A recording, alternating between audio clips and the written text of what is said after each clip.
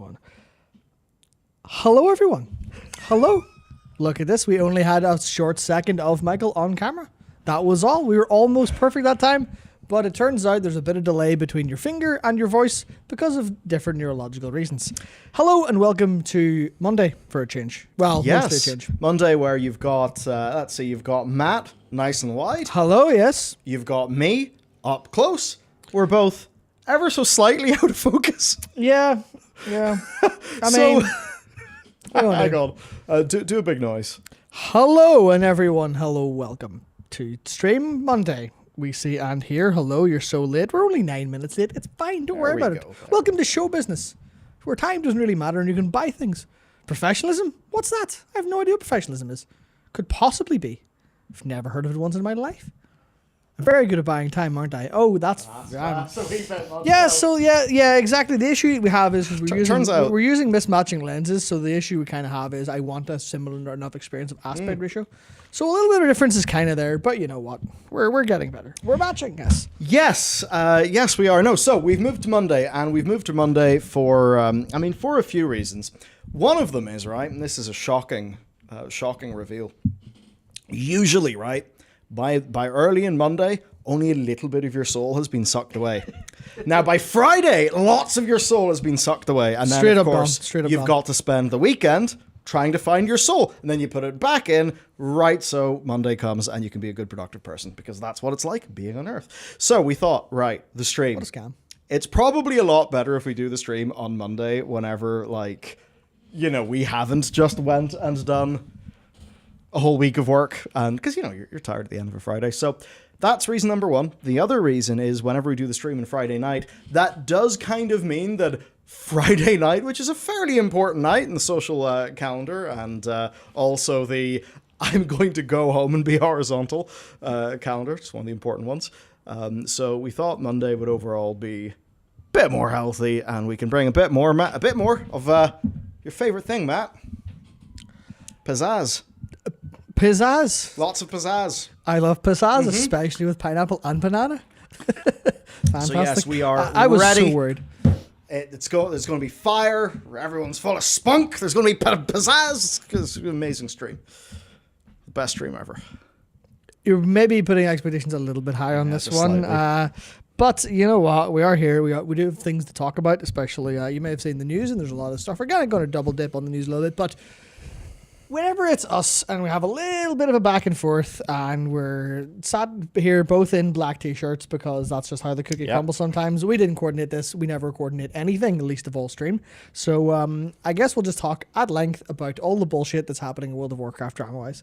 Not World of Warcraft Twitter drama-wise, because that's a different hellscape. Oh no. All on its own. Oh no, we're not going there. Oh, that would be really fun, but let's not. It would be really fun, but I'm also a little bit tired of thinking about Twitter in general. Just sitting there with the latest tweets. Feed constantly re-rolling. Yes, who's made a massive tit of himself this week. I guess my don't you love living in the city? Oh, it's stopped. The polis, and away they go. Mm-hmm. Yes. So before we get into the actual news, I will shaman rework. Yeah, no, it's not called X. Go away. It's called Twitter. So before we go in, I will say. We obviously, now that we're at the end of a weekend instead of at the start of a weekend, we can do a little thing called hello. Have we done anything interesting? Is there anything going on? Shadow of the Erd Tree. If you think I'm going to point with this. If you think World of Warcraft Twitter is bad, try reading anyone try to talk in any capacity about Elden Ring skill suite. My favorite thing. So the writer who did the review of Elden Ring for Eurogamer, she notably gave it a 6 out of 10. And whenever that happened, because I think the reviews dropped 1 or 2 days before the expansion came out.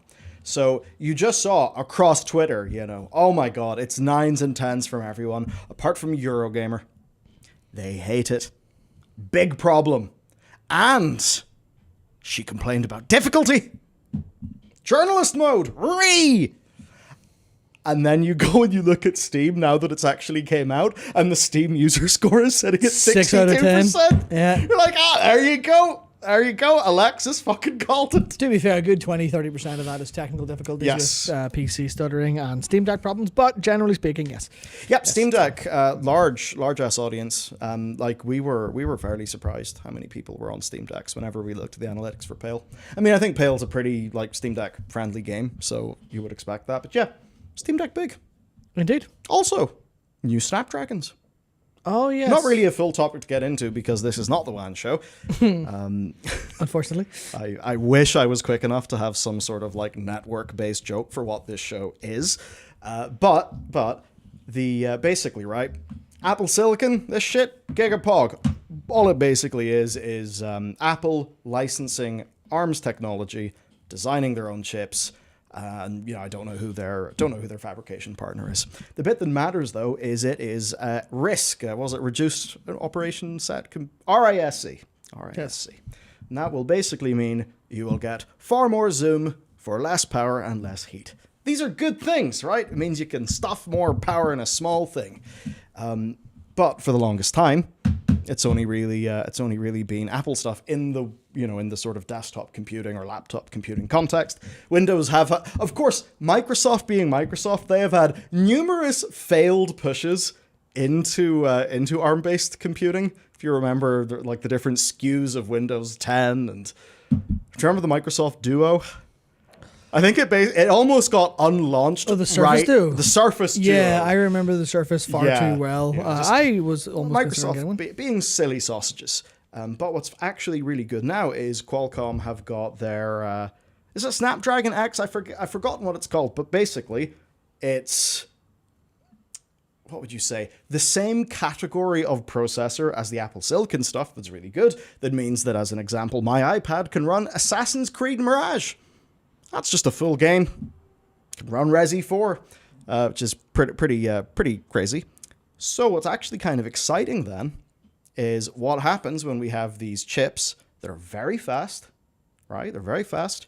They're very powerful. They don't generate anywhere near as much heat as x86, and you start to put those in a handheld device.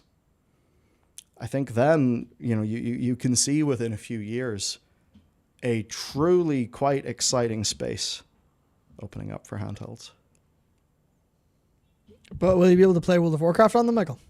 Well, isn't that the thing? It was weird seeing the Xbox podcast that had Holly and Ian. The Xbox, please play World of Warcraft. Be an Xbox fan, please. Thank you. Yep.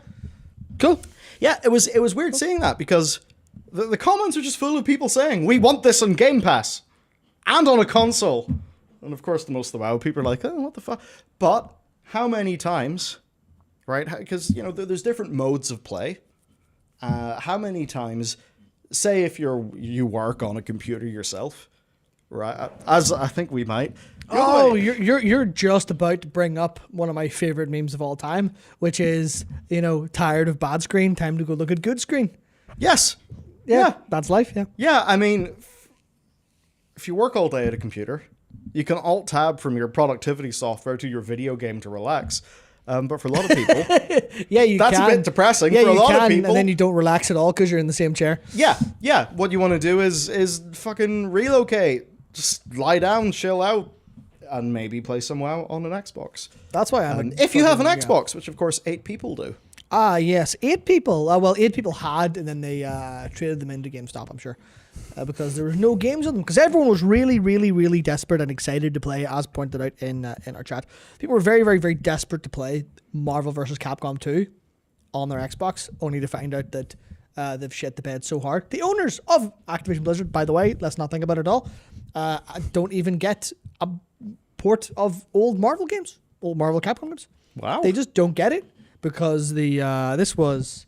I can't remember who was talking about it. I was someone with like vague sources was talking like, yeah, it's like full on like Capcom do not have they don't have the technological pipeline to put these old MT framework. That was their old proprietary engine.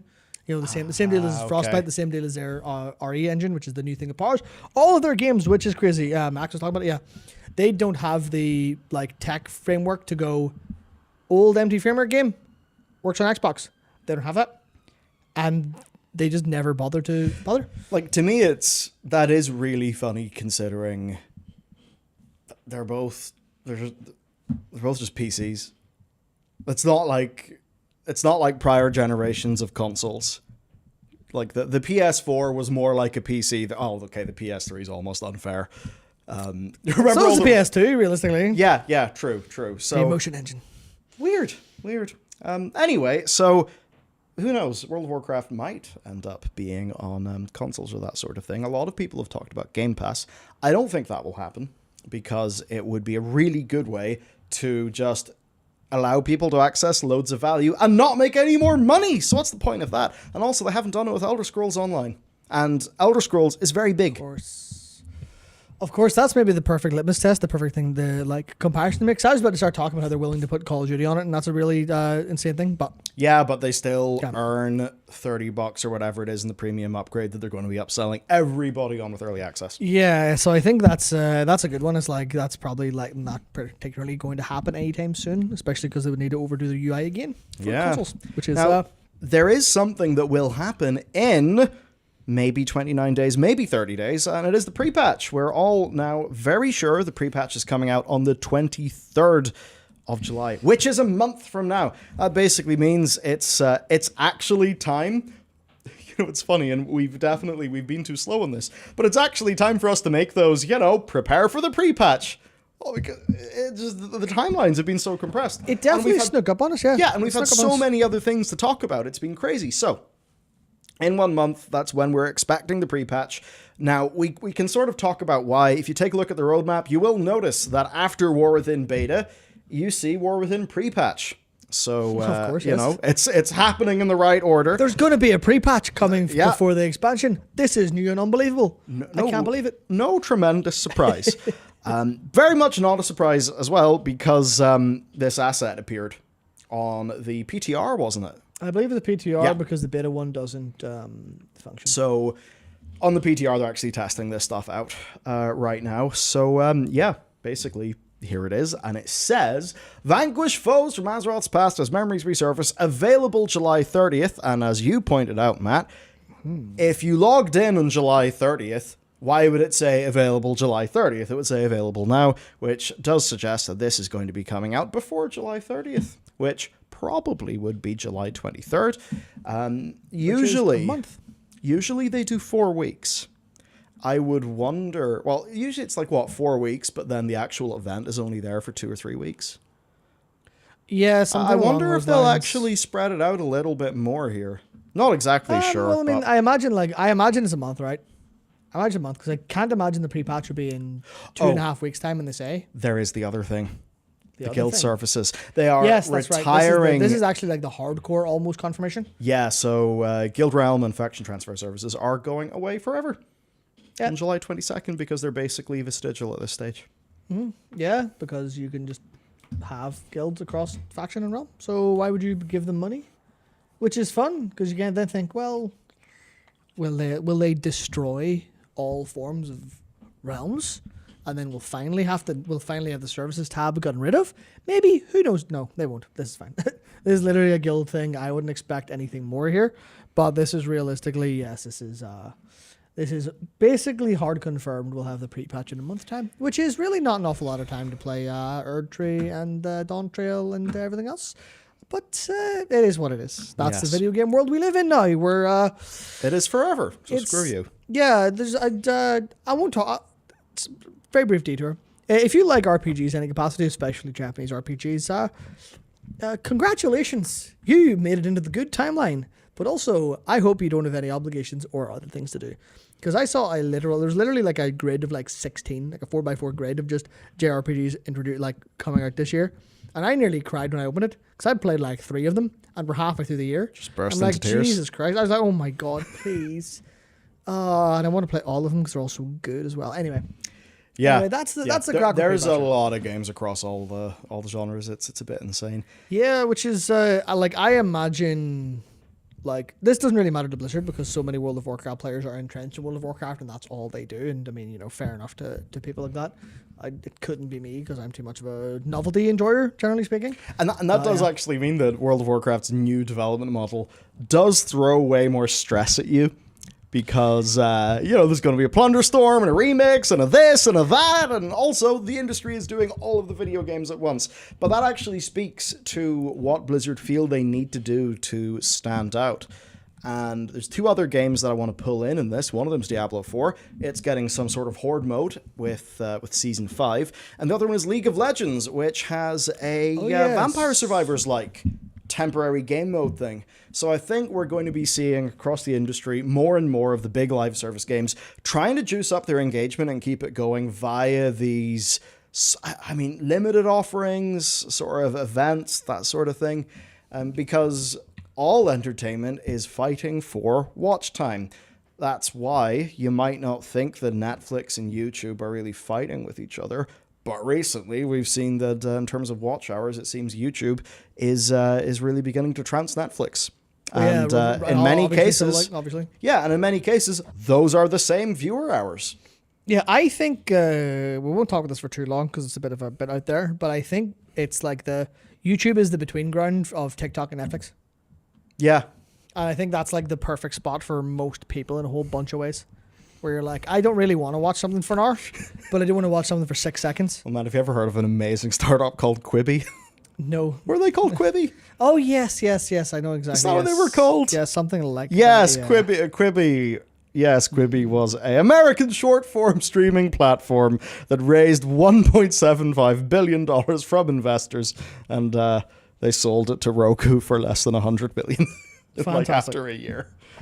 Oh, that's the dream. We've taken the value. The value is gone. That's the dream.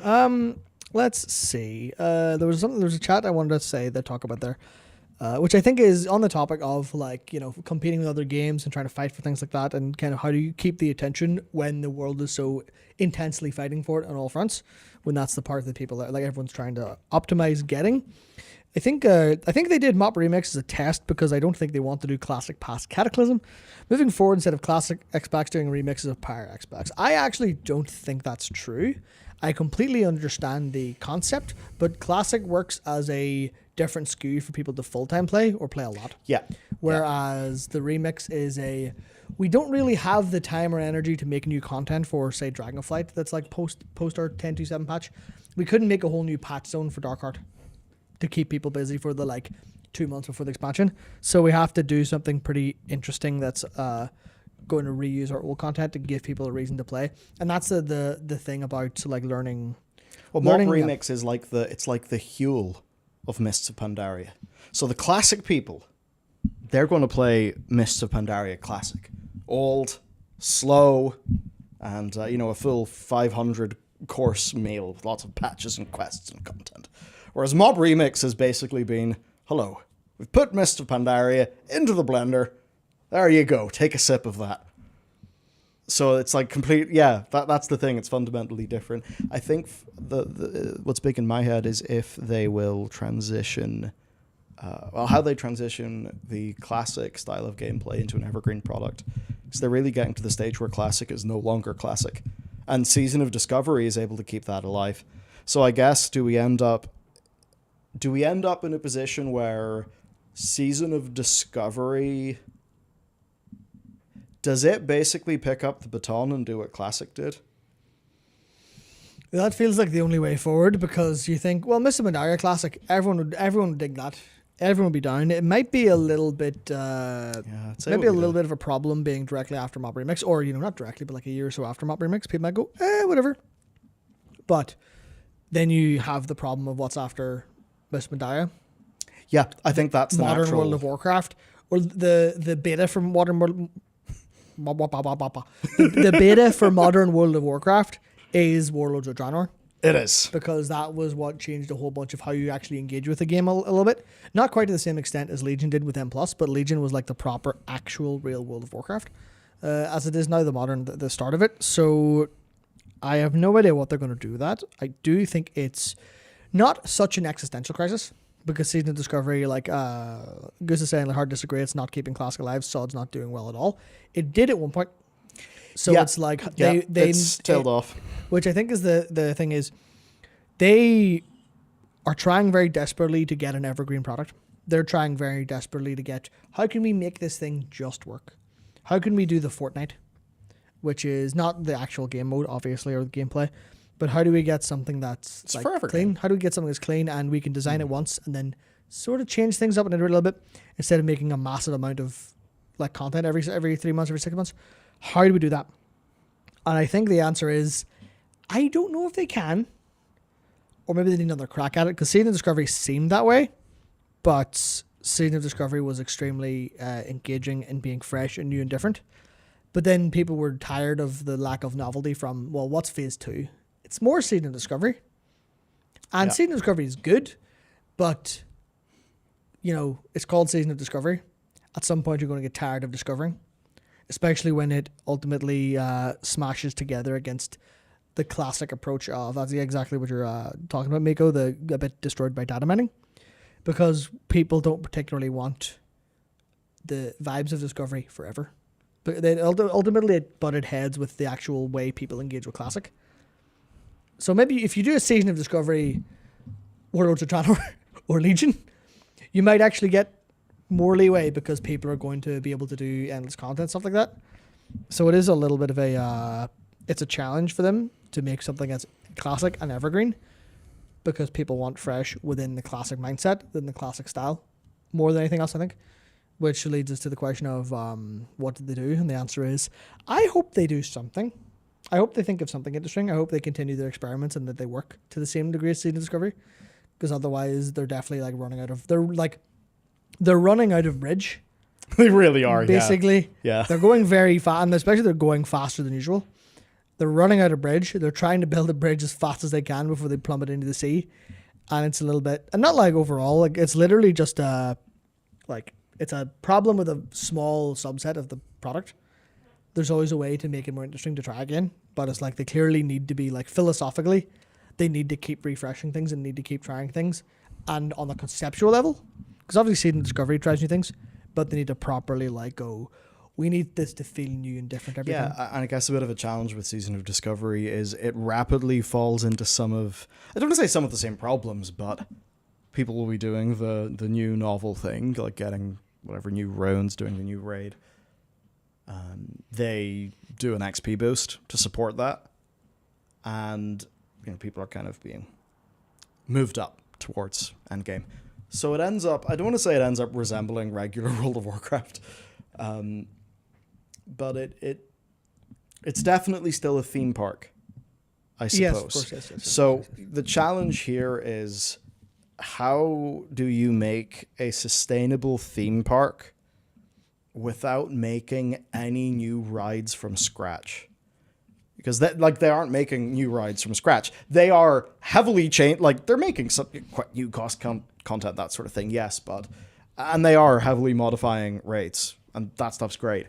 But it is still molten core. They're probably not going to rebuild an entire brand new raid in the style of classic. I mean, if they did, I'm sure people would be pretty excited and would turn up. But then that would kind of be a problem, because that would set an expectation. And that's probably a team that just can't go around commissioning new raids all the time. So their challenge is, how do they make interesting tweaks to things that already exist? But you can only really do that so long until people, I guess, get tired of it, where it loses its novelty. It's a challenge. Like, I'm not particularly embedded in the Season of Discovery side of things. I just know that it kind of ran out of steam. I don't really know if it's ran out of steam because of decisions that team made, or if that is just a natural part of the product life cycle, where for loads of games, they will lose 70% of their week one peak players. And that's perfectly good and healthy, because you're never going to just retain all your peak players forever. So it's hard to know what success looks like. I'd have a feeling that given the size of that team, they're probably going to have, it will be success because it's a small, cheap team. I think I know what the answer is, unfortunately. Uh-oh. And the answer is, did you ever hear of a certain, did you ever see an advert on YouTube? No. For World of Warcraft? Yeah, of course. But, I'm not talking to you. I'm talking to you as a stand-in for the viewer, right? You're a stand-in for the viewer. And I know there's a lot of you who use YouTube Premium, but not all of you. So you're all embedded in the World of Warcraft community. You watch World of Warcraft videos. You're right here, etc. You know, you're gonna going around YouTube. Do you ever see an advert for what looks like World of Warcraft isn't exactly World of Warcraft, even though it literally is, but it's also not? Did you ever see a little ad for a little game called Ascension WoW? I think that's their answer. I think the answer is you want to change up, not Tarsland. No, not Tarsland. I didn't watch any of the footage. I should maybe go back and look at that. So I think what the answer probably is, and this is based on the very like surface level view, that what happens every time there's a classic? Loads of people log in and play. And then they stop playing. Why is that? And you're not gonna know what the answer. You're not gonna expect my answer. My answer is that no one wants to play any fucking end game in World of Warcraft before Legion came out. No one wants to do that shit. Everyone wants to play World of Warcraft, not log in and sit in a voice chat with 19 people you don't like. You know, because that seems to be the World of Warcraft experience for a lot of people, as opposed to have friends and enjoy that. It seems that you get into a group of 19 people who you violently hate because they're pugs, and to get your thing, which means you want to keep changing up the leveling, but the early part of it, the vibe, you don't want it to be too long. You don't want it to last forever, but you do want that actual like power curve, the leveling curve. You want that feel, because once you hit end game, your progression gets so much worse and so much different in terms of like you feel something. The first maybe the first 10 levels are a bit once you've done them a few times, but actually playing like leveling in Season of Discovery with those changes is fantastic. So what they really need to do is just continue changing up the leveling gameplay, because that's what I think is really strong. That's what I expect to see. I don't know, people might disagree, because I know a lot of people actually play the end game of classics, but I think it's a survivorship bias thing. I think everyone who's sitting playing classic and doing the end game are probably respected for being, you know, the people who like classic as it is the most and play it the most and all that, and like are the most active in the community. But they're going to be, you know, if you the like fighter plane was that came back with all the holes and they went, oh, you know, that image, they're going to be those bullet holes. They're going to be the places that they're going to be the kind of people who will stick through that kind of gameplay regardless. Whereas everyone who's left are the people you actually want to really actually like talk about and engage with. They are the people you should probably be trying to get to stay in the game. So I think add novel new quest content during level up in the spirit of classic, and that can be refreshed over time. Realistically, that's probably a good shout. It's probably a good shout for them to focus on. That's what I expect them to focus on. That's the lessons I expect them to have learned from Discovery, from Season of Discovery, is people want to play World of Warcraft, but it's different this time. At the start. Yeah. Not at the end. Because the amount of, how do I put it? The amount of disappointment, shame, rage, and upset that I see on a regular basis whenever people get to the, like, you know, the new phases out and they feel like they have to burst to the end really quick. And the first Season Discovery phase was not like that whatsoever. So I think that's basically where I expect them to be smart enough to look at that and say, oh, that's the problem. So, you know the graphs of player population? Yes. From Ironforge. Ironforge.pro. Yeah. So let me just throw this. I'll throw it at the top of the document that you're on right now so we can show it to everybody. So I'm trying to work out, what is this actually tracking? Is that characters that have logged in? I assume that's active, yeah. Yeah. Because people aren't deleting characters. Okay, so if this is like active characters, the only thing, right, so how are they getting their data? So will this... Armory? Will this be... Yeah, okay. Yeah, I'm trying to think what this means in terms of player count. But basically you're seeing shy of 500,000 near the start. And supposedly, right, in the most recent week, 45,000 characters playing. That's less than 10%. That is less than 10%. Now, for a live game, I think they get this data from Warcraft logs. Well, that would certainly change things. Yeah, we'll have to see what the methodology is, because I just brought this up because this is what's everywhere. Like, this is the thing that I keep on seeing screenshotted, but... The only data we have available. Please, Blizzard, show us. Please, Any time that you see one of these, you've then got to think, well, right, what's the methodology? Yeah, active characters according to raids, uploaded to Warcraft logs, and characters and PvP leaderboards. Right. So this is characters that do something in a raid, which means they will be picked up. They'll be picked up in that data set. So if somebody is only leveling, doing dungeons, they're not included. Mm-hmm. That's probably quite a lot of people. That's probably most people. But that being said, raids, they are framed as being more approachable in SOD. Sorry, right? that does not include PvP leaderboards because they weren't in Classic. That's what I was looking at the Cataclysm stuff. But yes, it's the raids on Warcraft logs. So of course the active raiding population has decreased. That's, what happens if you overlay whenever seasons happened? Because, I know Season 3 has lasted a long time.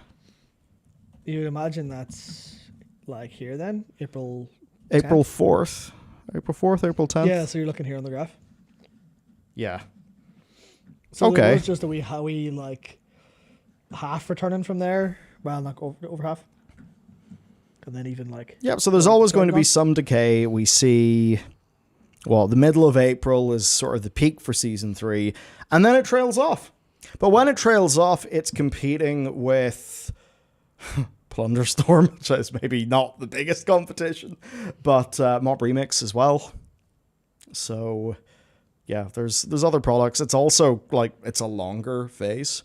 We're only hearing about Phase 4 stuff pretty much around now. Yeah, PTR was only recently. Yeah, so the big thing will then be how many people will come back for Phase 4. That could be relevant because Phase 4 is trying to shake things up quite a bit. And it's hitting raids that people who are doing Classic and Endgame have got a lot of experience in, but it's making them different. I think that could work. If they end up doing the Karazhan Crypts, if they do Scarlet Monastery, as some people think they'll do, you could see people coming back for that. Yeah, and I guess because we're towards the end of a season proportionately, you'll probably have a lot of people leveling, but the people who are just consistently doing endgame, and they've already done it. They've geared pretty quickly.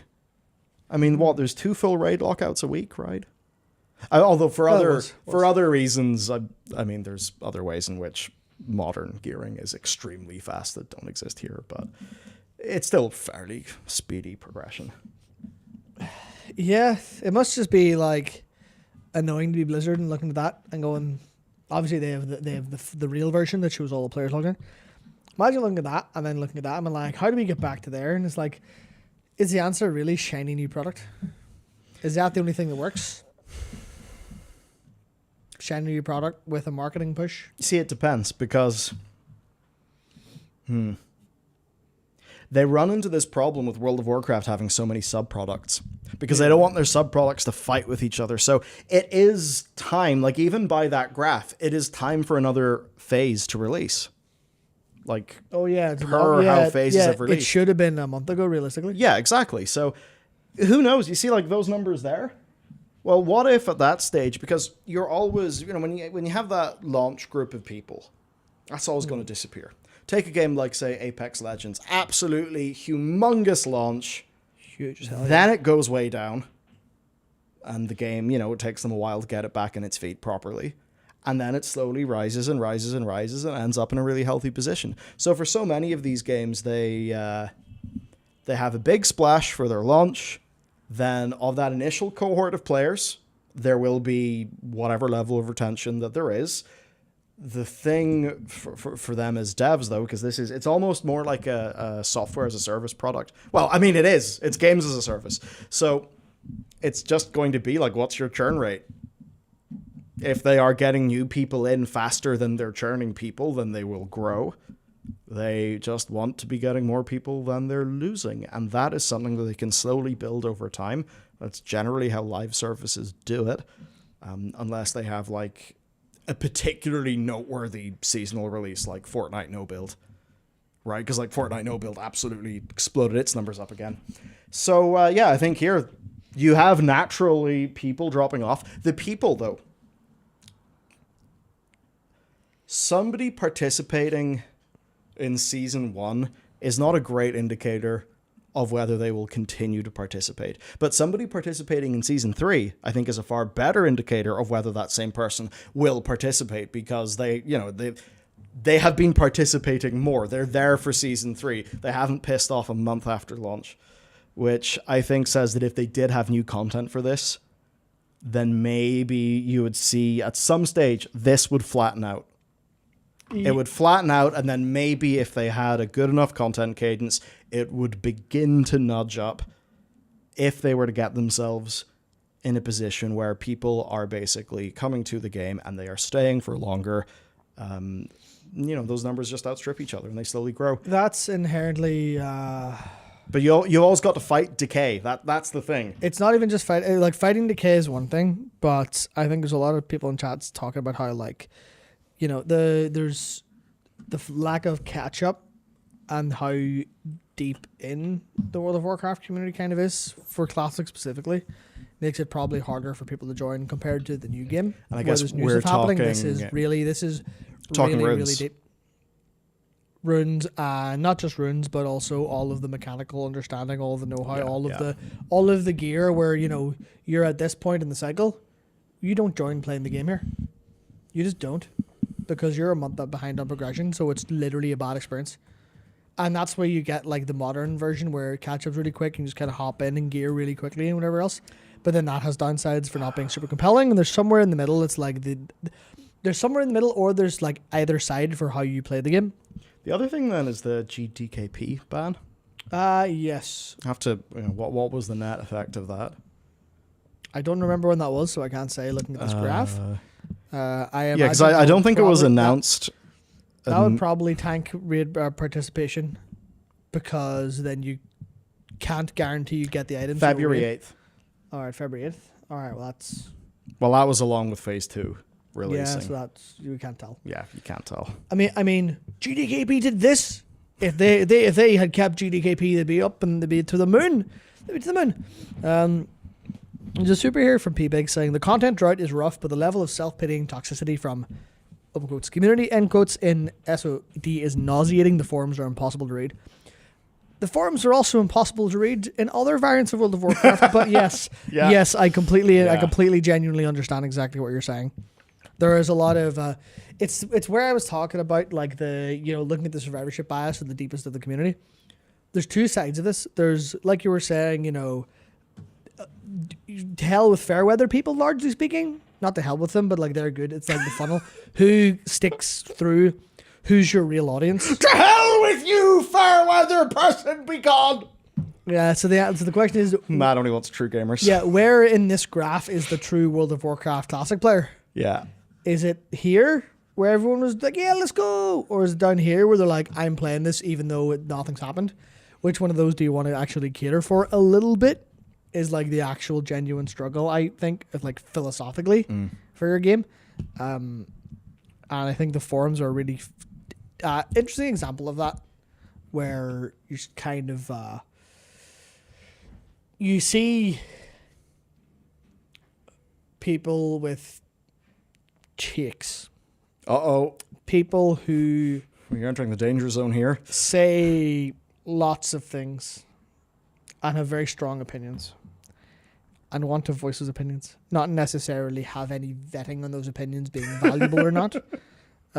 So obviously the struggle is, that's just community. That's why I never post anywhere or say anything online ever.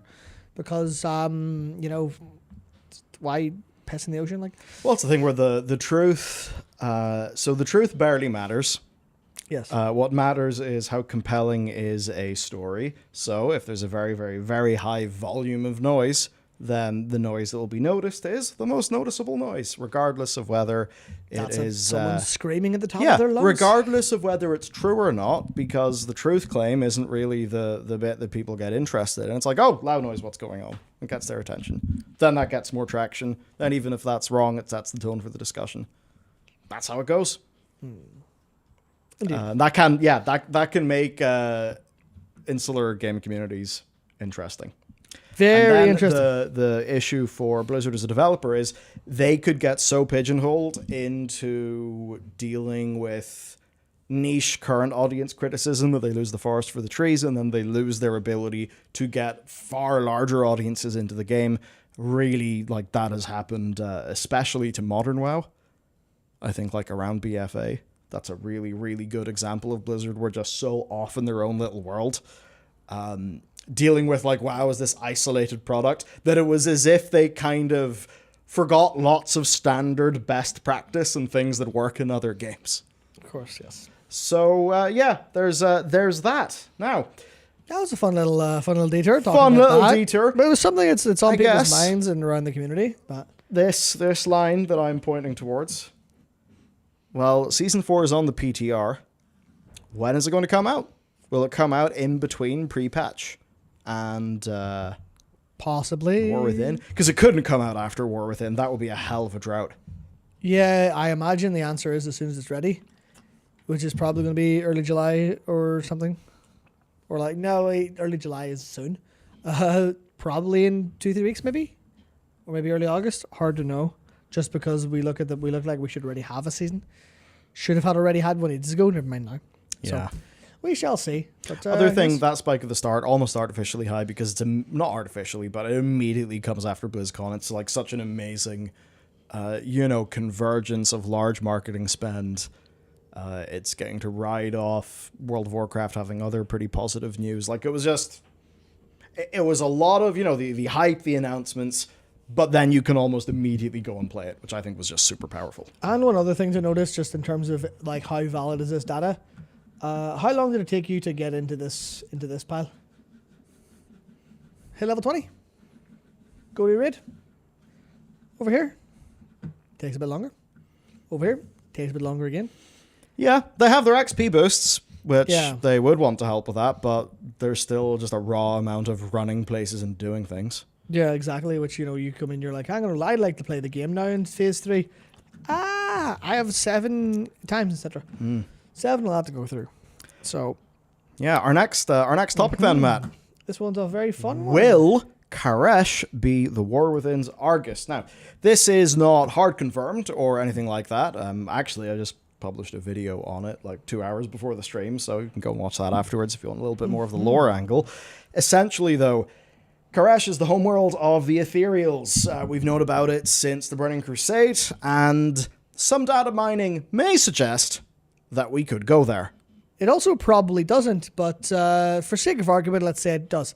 So let's talk about that bit first. By the way, this what you're looking at there, that's a bit of fan art of Karesh. Of what may or may not be Karesh.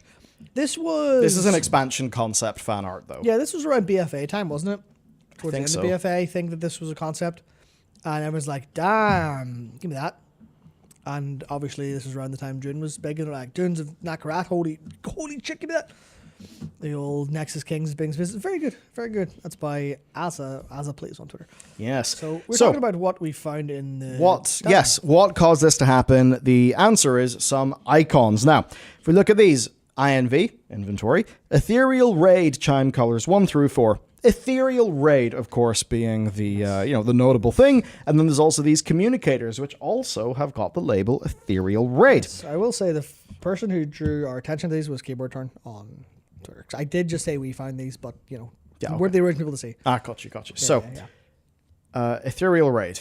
Now, this is where things get a little bit interesting, because there is an Ethereal in this raid. It's Nexus Princess Kaveza, right? But the thing is, everything else has an Nerubian raid as its label, because it is the Nerubian raid. And generally, whenever you're going through World of Warcraft data mining, that is what they will call items from a raid.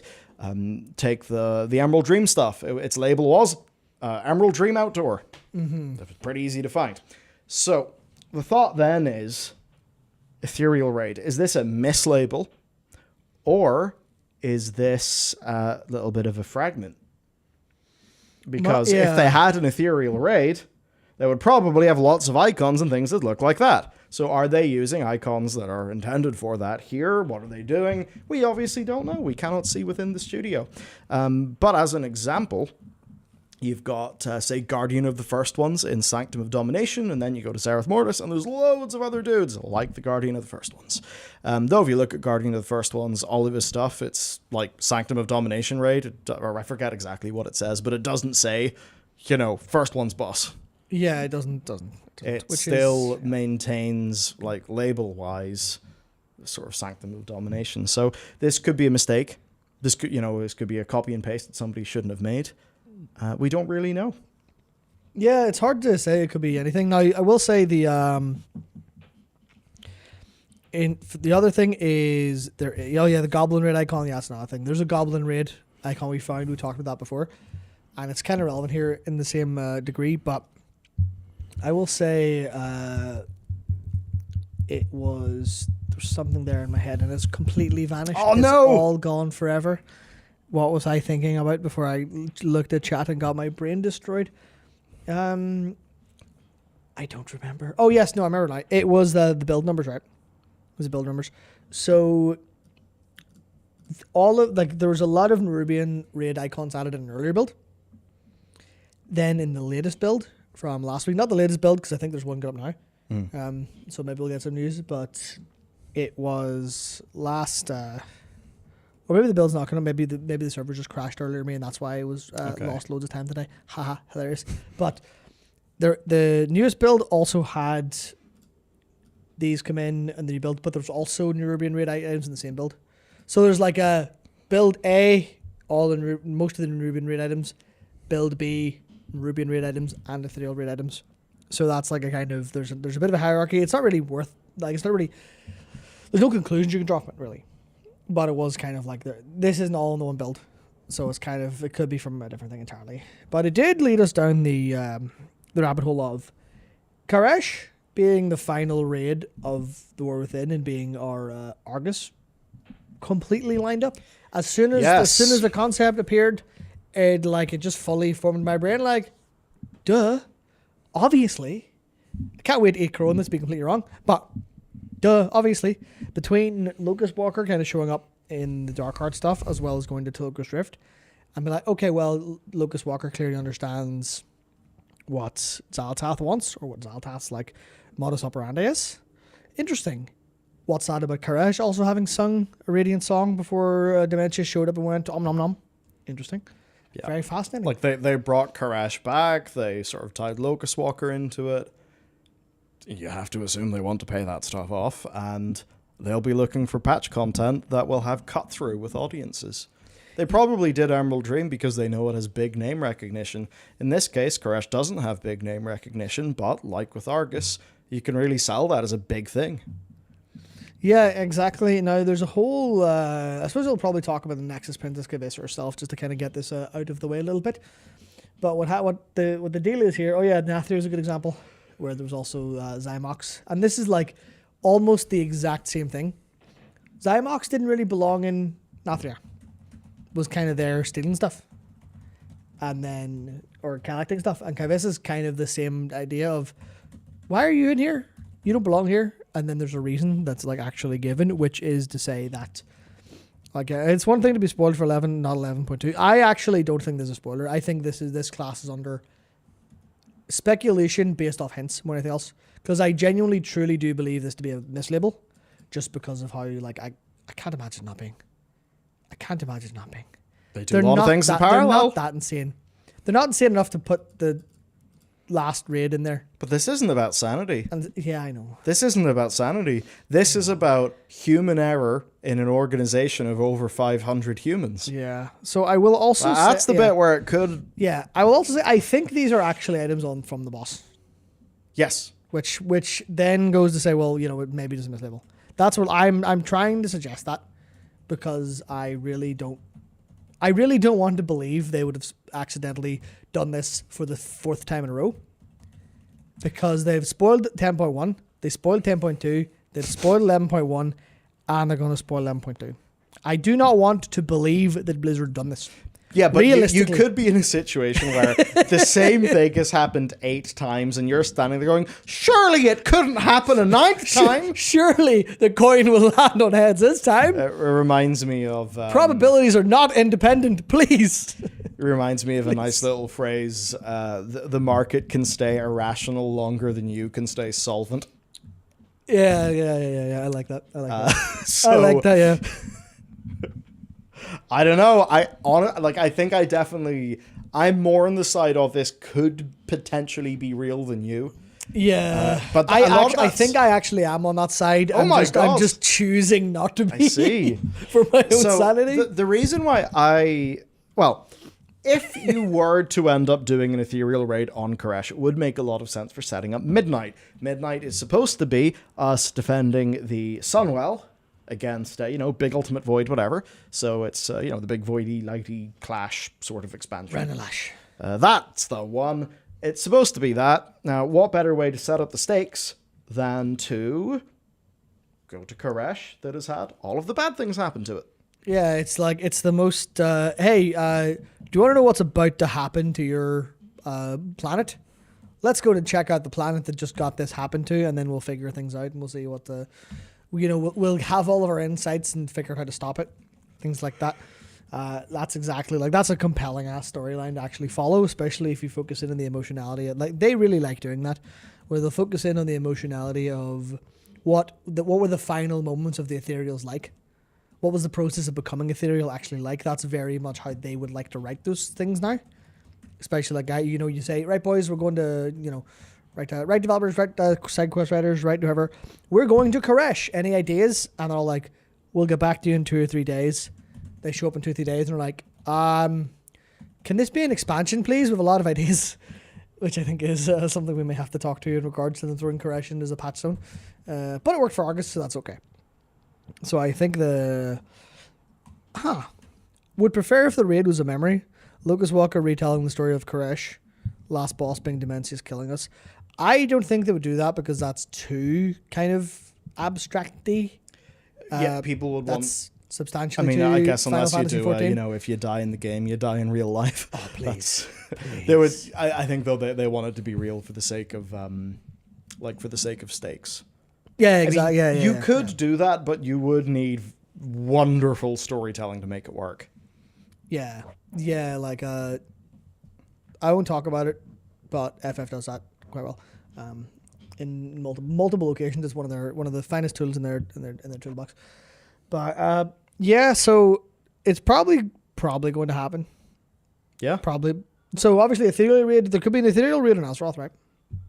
That would be a surprise. Where? I mean, maybe it's them. Maybe they're raiding us.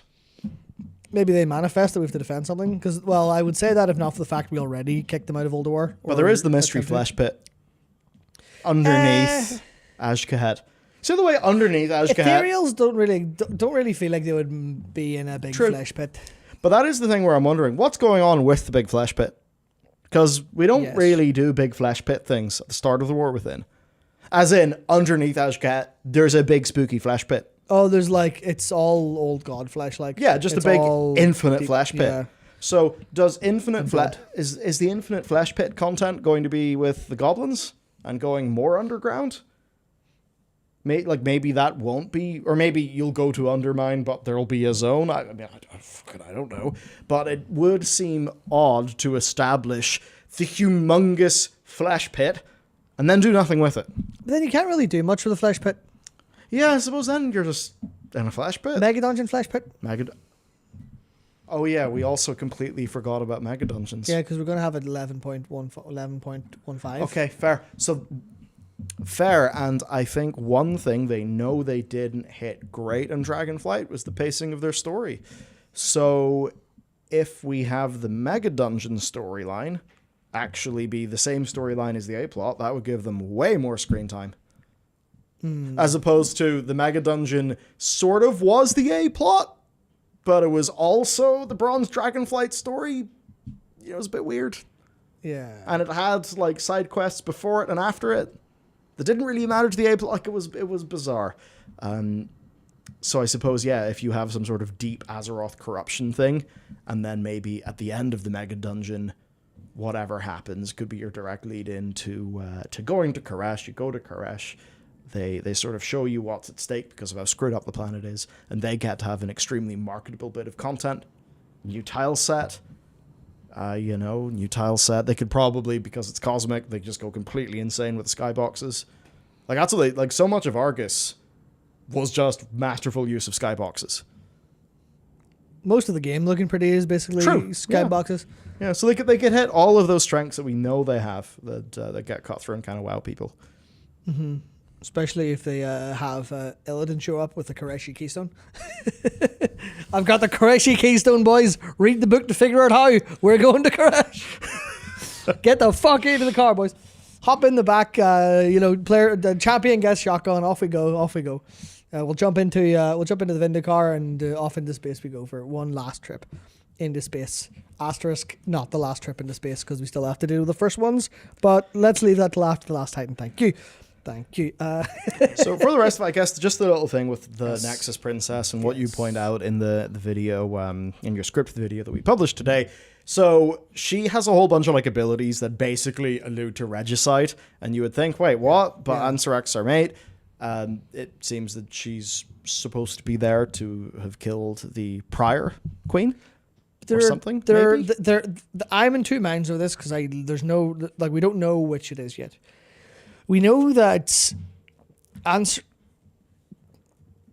going to give a little bit of delay because this is actually literally just like they're not massive spoilers, but they are minor spoilers for like Nubian. So I'm going to give people a couple of seconds to mute if they don't want to hear what happens a little bit in Ashkahet and in the end game story. So I'll give you a couple of seconds to mute for about say 10, 15, 20 seconds or so.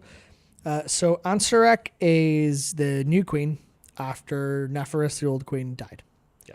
And you find out that Neferis's end wasn't exactly a surprise to a lot of people. May or may not have been planned. And it may or may not have been, there's some funky things going on about it. So out of that spoiler territory. So we know that Kaivis is in here in the raid. And she has Queensbane, Poison, and Regicide as an ability. She's there for a secret. When we zone in, this is from the raid testing, the only thing she says is something along the lines of, my secret will die with you or something. And that we find out what she's done in the raid, it seems. And then just through some dialogue, whatever. And then she goes, I can't have you know. She's in there with like earning Ansarek's favor. And it's either she killed Neferis or, incapacitated Neferis, or she is there to kill Ansarek. Now, Ansarek is there because, Neferis went down because Neferis was not willing to go along with what Xal'atath did. So Xal'atath did a little bit of the old hands rubbing together, I've got a plan. Got rid of Neferis, whatever nefarious means. Installed Ansarek as the new queen and went, Ansarek, you're going to listen to me? And Ansarek went, fucking sound, let's do this. So Kaivis is either there as an ally to Xal'atath or as a secret enemy to Xal'atath. Which you think about that as far as the Nexus Princess goes of the Void Ethereals, and you've got interesting stuff going on. Because she's going to kill us. Which means she's not our mate. Mm-hmm. She's not Locust Walker's mate. She's not chilling, but like, oh, fucking right, I'm actually here to kill her, so I'll help you out. No worries about that. So, then, if she's not Xal'atath's mate, then who the fuck is she? Mm. What Nexus is she the princess of? Is there a third faction of these? Because I know there's a lot of interesting factions, but most of it has been Locust Walker and our mates, and then the Shadow Guard. Yeah. Who are like the Ethereum. Who are like the connected to the Ethereum, and they're the bad versions who fell into the Void and loved the Void. Even like they basically want revenge on Dimensius, but got too deep into the Void and lost their marbles. And now obviously Shadow Guard are under Xal'atath's thing for reasons. They were the ones, the Shadow Guard were the ones that we fought off in Darkheart who were trying to get into Ulduar to grab, I assume, the sleeping or dormant Yogg-Saron and take him for, and stick a couple leeches to him, bring the blood back to Xal'atath for her to, whatever she's going to do with the blood, turn herself into a gigantic, massive, undulating creature. Maybe, who knows? Who knows? I hope not. But yeah, so there's a lot of ifs and buts and maybes and who knows about this, so long. But they are setting up that the Ethereals know a lot and are important. Both the ones on our side, with Locust Walker and his mates, and also the Shadow Guard as the opposition. So if you're going to go, well, in the same sense that we were fighting the Legion and then we're like, we're fighting off a Legion. Oh my god, we're in their home base. It would make sense that in our quest to hunt down Xal'atath and sort her out, we would hunt her down to her home base, because she doesn't have a home base on the planet, obviously. Likely not, because that would be kind of bullshit to be honest. I mean, she stepped through the void portal with N'Zoth to somewhere. Yeah, if she's stepping through void portals, she clearly doesn't have to like. She's not like hiding under Orgrimmar or something. She's going to be somewhere in space doing space stuff and showing up every now and again. So the logical thing is for us to go to space, sort stuff out, then come back for midnight, and have the whole thing coalesce on Azeroth, and then the last Titan go somewhere else and then go back at the end, something like that. So it makes sense if we're chasing Xal'atath down, we have to corner her somewhere. Obviously, she'll probably have intended us to corner her at that place in some bullshit. Yeah, she's probably not going to die. No, she's almost certainly not going to die. But if we're going to corner her, it makes sense that her strongest allies, the minute, would be the Void Ethereals, because they're the only cosmic force that we're actually aware of. So Blizzard aren't going to turn around and go, and Xal'atath actually has a load of mates that you've never heard of. So, like, what? Yeah. What? Yeah, it's the only one they can sort of use with credibility. Yeah, they can work it into, and you're kicking down Xal'atath's door, but it's actually some like shadow guard keep that they built on Karish, because obviously she's going to go where her ex-master ever ate the whole planet. So Karish is the crack. That's basically what I think. Yeah, I think it will be. The other thing that we could mention is the goblin stuff, which is, because it's in the doc, and we should probably mention it. Basically, this appeared, it says, offhand, 1H, goblin raid. That had people thinking goblins. And I didn't put this together, but yeah, where do the surfboards come from? Why have Blizzard made goblin surfboards? They generally don't make mounts randomly just for the sake of it. They will make a basic mount, and they will have many, many, many, many, many different versions of it. So this does make it feel very real. Yeah. Now, a goblin raid, I wasn't so sure about. But the way it works in Ashkahet, there's a bunch of venture company goblins who we think of tunneled their way there from Undermine. Is that it? Yeah. So they're there ahead of us. They've already been setting up things. There's Cinderbrew Meadery, who already has a goblin-like leader taking over the operation and stuff and exploiting the shit out of it. So that, combined with the fact that we got that short story featuring Gazlo talk about it. Gazlo is also a character that joins us in Ashkahet to do some questing. Oh, well, there you go. We find him down there, and then we hang out for a bit and do some stuff. So with Gazlo being in the short story of reforming goblin culture, basically saying, what if we applied some ethics to capitalism in some capacity? What if we applied some long-term thinking to our business ventures? To which most goblins are going, what? Long-term doesn't make any sense for us culturally because we all die in explosions. And then they go, oh, what if we just don't explode? Crazy. Jesus. I never thought I don't know if that's intentional or if it was accidental, that they actually are extremely short-term capitalists because they die in accidents all the time. Oh, yeah. That's gotta be. That's got to be the point. Yeah, that's really cool. So what if we don't die in accidents all the time? What if we think of long-term capitalism? Interesting. That's kind of fun. So my question then they're all down there. How does doing it tie? Stuff. How does it tie in? Does it have to? Yeah. Are you sure about that? Yeah. Are you really sure about that? Yeah. Yeah. I'm goddamn sure. But if it doesn't tie, I mean, it has to tie into the A plot somehow. There has to be a reason. Tell Blizzard that. Yeah, no. Realistically, it's. I assume it's going to be connected to the grander themes of Azeroth. In that, I don't think it'll be directly. And the goblins are all Xal'atath mind controlled. Oh dear God, no. You could have the Harroneer. That's a good point. The goblins could be a pretty good antagonist for the Harroneer, because the Harroneer are protect Azeroth at all costs. The balance of nature needs to be held to the point where we can't even fix it if it goes wrong because we're so intense about it. So I would imagine they could be the natural antagonists down there, where the goblins would run around going, what if we blow stuff up? What if we just blow holes in Azeroth? And the Harroneer are like, you can't be doing that. That's our tree. Stop trying to, harvest. I can't remember exactly what the goblins are there literally to do, but there is lots of stuff to harvest down there. Loads of blood and flesh and ore. All and the things great like stuff. That. All the great stuff you really want. All the excellent things you might want from the pit underneath, or the giant, the insides of your planet. So they could tie it together with Harroneer to characterize them a little bit, and then have the Harroneer for like later on, because they don't need to tie it into a plot if they're bringing it into the Midnight in some capacity, which may be a bit of an well, oversell. if they want to do something with the Harroneer, 11-1 and Mega Dungeon, that's the place. 11-1 where Orwena joins us and we go kill some goblins. In the name of saving them. We're going to save your culture, Kill goblins. them for their own good. Hello, Gazlo, one of you has given us express permission for some cultural imperialism. Unsheathe the swords and load the guns, boys. Just, Fortunate Son playing in Barrett. Or something like that. Right, we need to go. We need to get into the Undermine and build a Stormwind Starbucks right now. Get that sorted. Get that right done. It's maybe a bit heavy. Maybe a bit heavy. It's all right. It's all right. So that's basically what I kind of expect. I expect it to be tied into the ultimate theme of what's the war within? The war within Azeroth. The Azeroths are the Azeroths. The goblins are exploding Azeroth the inside. We need to say, listen. Climate change themes. Yeah. Listen. Yeah. Ecology. Good. Listen.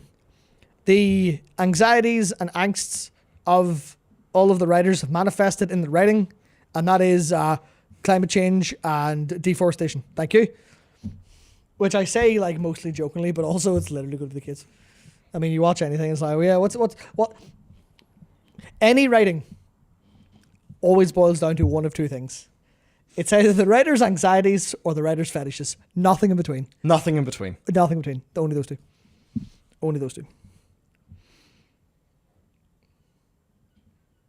Yeah, I'm running you through things, a few things through this rubric, and I think it kind of works. Yeah. Yeah. Huh. Wow. Oh, okay, good. Yeah, and then am I going to say this? Am I going to say this? Uh-oh. And then you get NTR, which is both combined. Anyway, moving on. I don't know what that is. Yeah, good. Don't. It's for terrible. So our next thing, Matt. Feet picks to help fight deforestation. Start that drive right away. You'll find great success. Our next thing. You've left something in the document that says Blizzard's big Mythic Plus cook yet to be revealed. And you misread that, didn't you? I did the first time, yes. You did. You misread that letter. Blizzard's big affix yet to be applied to your dungeon. Yeah. Now, there are apparently huge changes to come. We do not know what they are, but here's the sort of TLDR. The new affixes, people are not necessarily jazzed by them. I think the overriding philosophy of making the dungeon matter more, having less sort of mechanical bloat, like little incorporeal boys about the place or things in your nameplates. Yeah, I think we all kind of agree that that's a better direction to go in. Thing is, though, the dungeons right now are absolutely, they're full of mechanics themselves. The new affixes were very uneven in how they, as an example, because a lot of they were Kiss Curse affixes. The problem, though, is that the Kiss was related to magic type, and that would mean that if you're a Destro Warlock or like a Demon Hunter, because of how magic types work, you would just have buffs all the time, and some other people wouldn't have buffs all the time. And, oh no, some of these affixes will just make casters do more damage and have 30% haste. What happens if those casters are just absolutely pumping out damage? Then that gets to the stage where it interrupts people's usage of their interrupts. It just causes a whole bunch of wacky business. Also, that would combine with how they are making it so you no longer get a true interrupt from a stun. So back in the day, if an enemy was casting a spell and then you stunned the enemy, whenever the enemy was no longer stunned, they would be able to immediately cast that spell again, as opposed to the stun interrupting their cast and putting that on the global cooldown. So in the interview with Wowhead, Blizzard also said that they're reverting that behavior to be the way that it was in the past. So if you stun an enemy, whenever it's unstunned, it can just cast its spell again. And that, they say, is so that things are consistent with how stuns work in players. But of course, that will mean that your ability to use, like leg sweeps and stuff, or your blinding sleets and your blinding lights and your typhoons and all those like really strong things that ultimately like didn't feel like they were super strong, but in the old system, because it would just be you're delaying a cast by a second it was as strong as an interrupt. Yeah. With an asterisk. Now that will not be the default. And that does make sense in terms of differentiating what your sort of non-damage utility does. Your non-damage offensive utility. Yeah, sort of this clarifies the game design. However, you're also weaker, and that will feel bad. Yeah, now obviously this is the fun thing where they turn around and say, the tool should be variably, we're designing things back, and like they're considered, obviously they're thinking about this. They're not doing it just as a flat thing and saying, we'll deal with the consequences. We made Dragonflight dungeons, and we made Dragonflight dungeons, put them into the War Within and said, to hell with you. What's the point of those abilities now? The point of those abilities is to temporarily put things on cooldown and to stop things for a second. Yep, decrease incoming damage, delay a few casts that are notable. Yep, as opposed to what if you had an AoE interrupt on top of your interrupt? What if you had 2 AoE interrupts? What if you had more?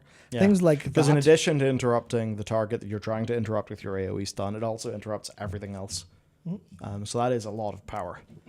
Yep, so they're trying to fix it up so it's not a... Though, of course, on a longer cooldown than a regular interrupt would be. So a lot of people then would counter by saying, okay, these were super powerful, but they were also on a cooldown. They're also necessary because you would pull a pack and then the pack would all start casting and you go, ah! And why? With one of the proposed affixes, they'd be casting with 30% haste. Which, we should say, I don't think that those controversial affixes will make it in. No, and I think because the one thing you neglected to mention was that the one of the major problems with that was that the old affixes that sucked all manners still were there. Oh, the sanguine, bolstering, bursting. Yeah. No one likes those. And the way they talked about it was interesting because Ian basically talks about how for the very, very, very high end player, they want, they don't necessarily want the variety. Yeah. They want something they can get down and play perfect. And that was really interesting to me because I understand the idea.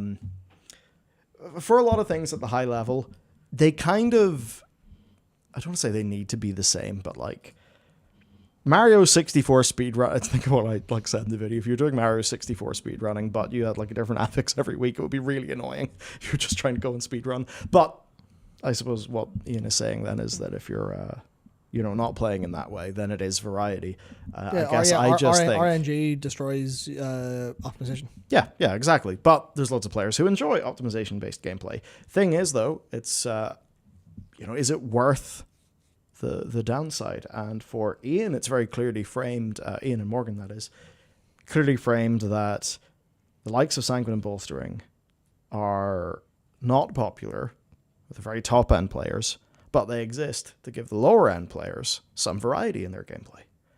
Now, as one of those lower-end players, I don't think I ever look at Sanguine or Bolstering and think, that's great. It's Sanguine. Love some pulls on the floor. Woo! Well, this is the fun thing. It's when you're presented an option, you're never going to look at the option that looks like it's going to suck and go, fuck it, give me that. Hell yeah, give me that. My God, give me that. Please, I need it. People will look at the option that goes, well, that looks like shit. Well, obviously I'm not going to like that. And you look at that with Sanguine. And the experience of Sanguine kind of blows a little bit. But at the same time, if I'm a balance druid and I see Sanguine, I'm like, yes, I can do something. So I think Sanguine would probably be better if they...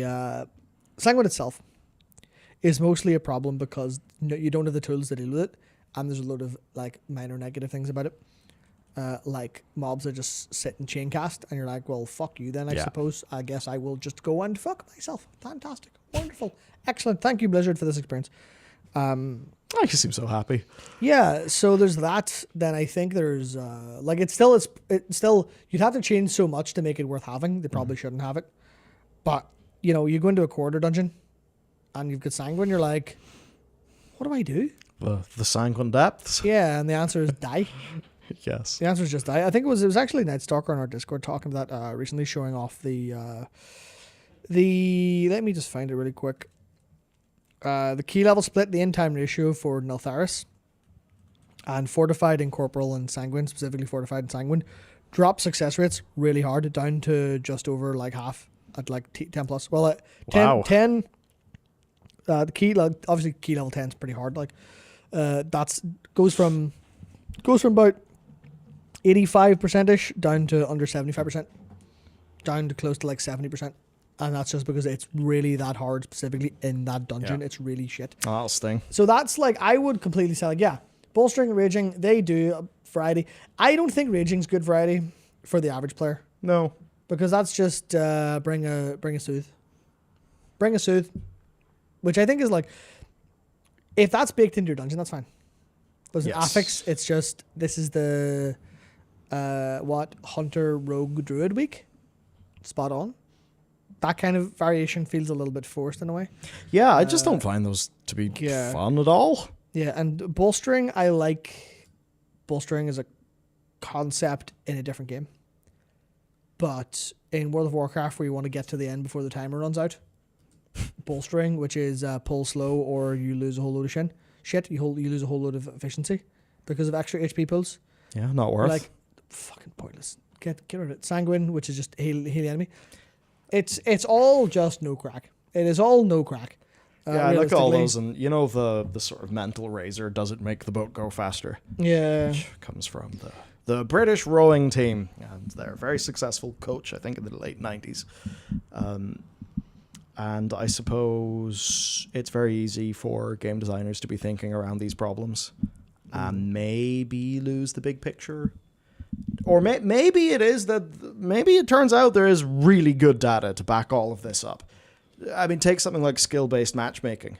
Just about everybody says that, everybody who has access to data, it seems, people who make games like the Halo 3, Call of Duties, they say skill-based matchmaking increases player retention. Just people play more with it. Of course it does. Yeah. Of course it does. And then, of course, if you put your head above the parapet in any online thing, all right, okay, I don't want to say all the Twitch streamers hate it and all the YouTubers hate it, but a lot of people do not like it. And very much I don't want to say it's the trendy thing, because that, I'm not trying to undermine the position, but it's just a really good example of lots of people subjectively do not like what it does to their gameplay experience. And I have definitely been in games with skill-based matchmaking that to me has felt so tight that every game feels like it's a ranked game. And that can subjectively then make my gameplay experience less fun, perhaps. Because what if you just want to chill out and play a few matches and you have not clicked on the ranked button on purpose? Now, skill-based matchmaking, the numbers say it works. There's more retention. Subjectively, lots of people end up not enjoying it. Both of these can be true. That's the thing, because there is not a one-to-one correlation between I'm having a lot of fun and I'm continuing to play a video game, as I think the vast majority of very long-tail, high-retention live service games prove. Find me someone who's played Destiny 2 since it launched and still likes the game, and I will find you a liar. I'll show you a liar, I should say. Because that's kind of nuts to me. That's a controversial statement. I mean, it is, and it's not true, because I know a lot of people really like point, the final shape, but like people Stockholm syndrome themselves really, really, really, really badly into video game experiences like that. Skill-based matchmaking is a fun one because it's... I find it very leans towards streamers and YouTubers having the problem more than anything else, because they play the game more.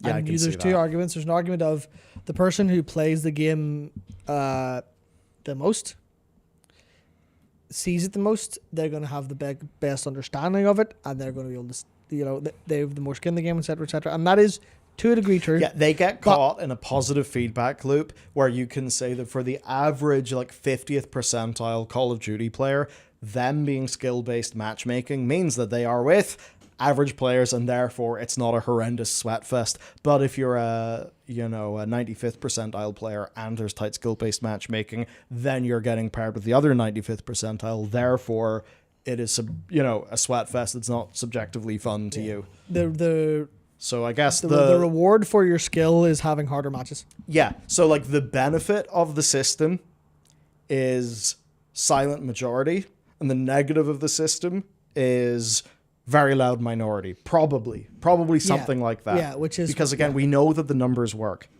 And if we're to say that across loads of different games, loads of different developers are all lying in some sort of conspiracy to keep skill-based matchmaking existing, like it's probably not that. It probably just is the numbers work. If you want a different version of this, in terms of how it comes down to that's basically representation of the market, I think.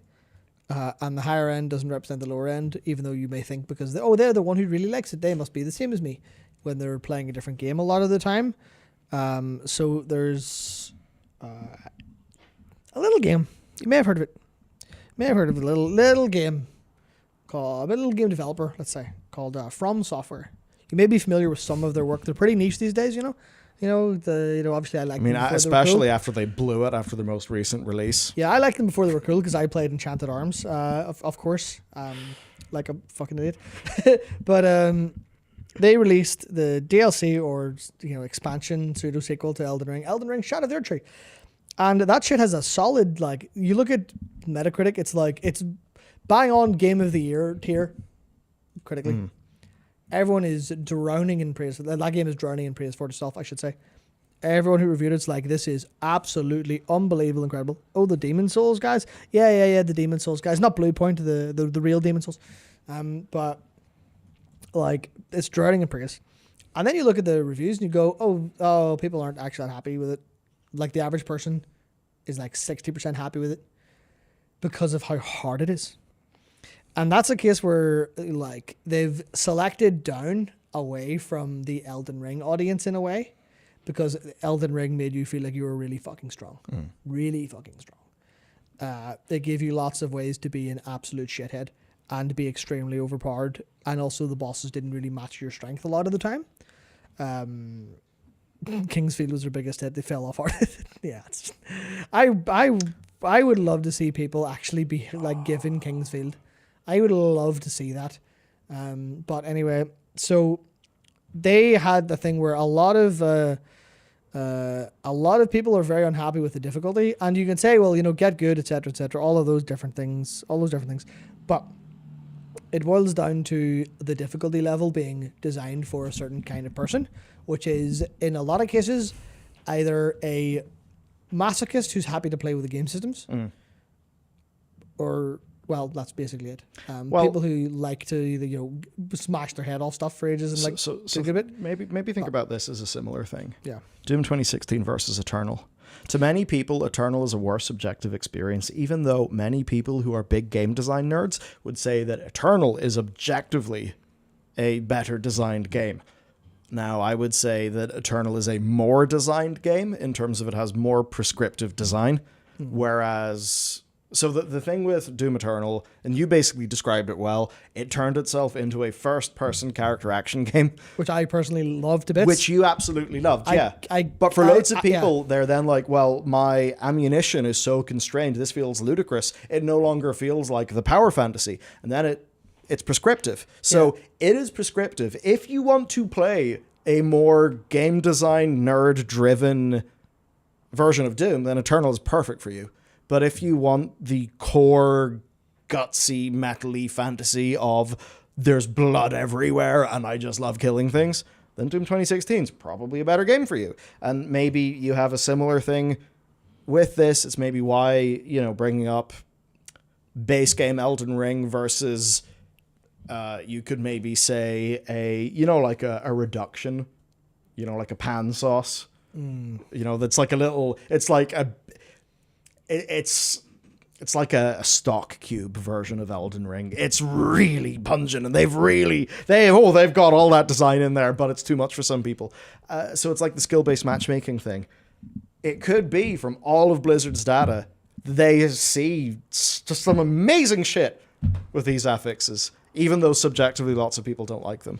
Yeah, it is funny. Because subjectively, I can other than maybe seasonal affixes, the older style, Definitely not the Razageth one. But the seasonal affixes that were maybe, a dude spawns and you get a buff off him or something.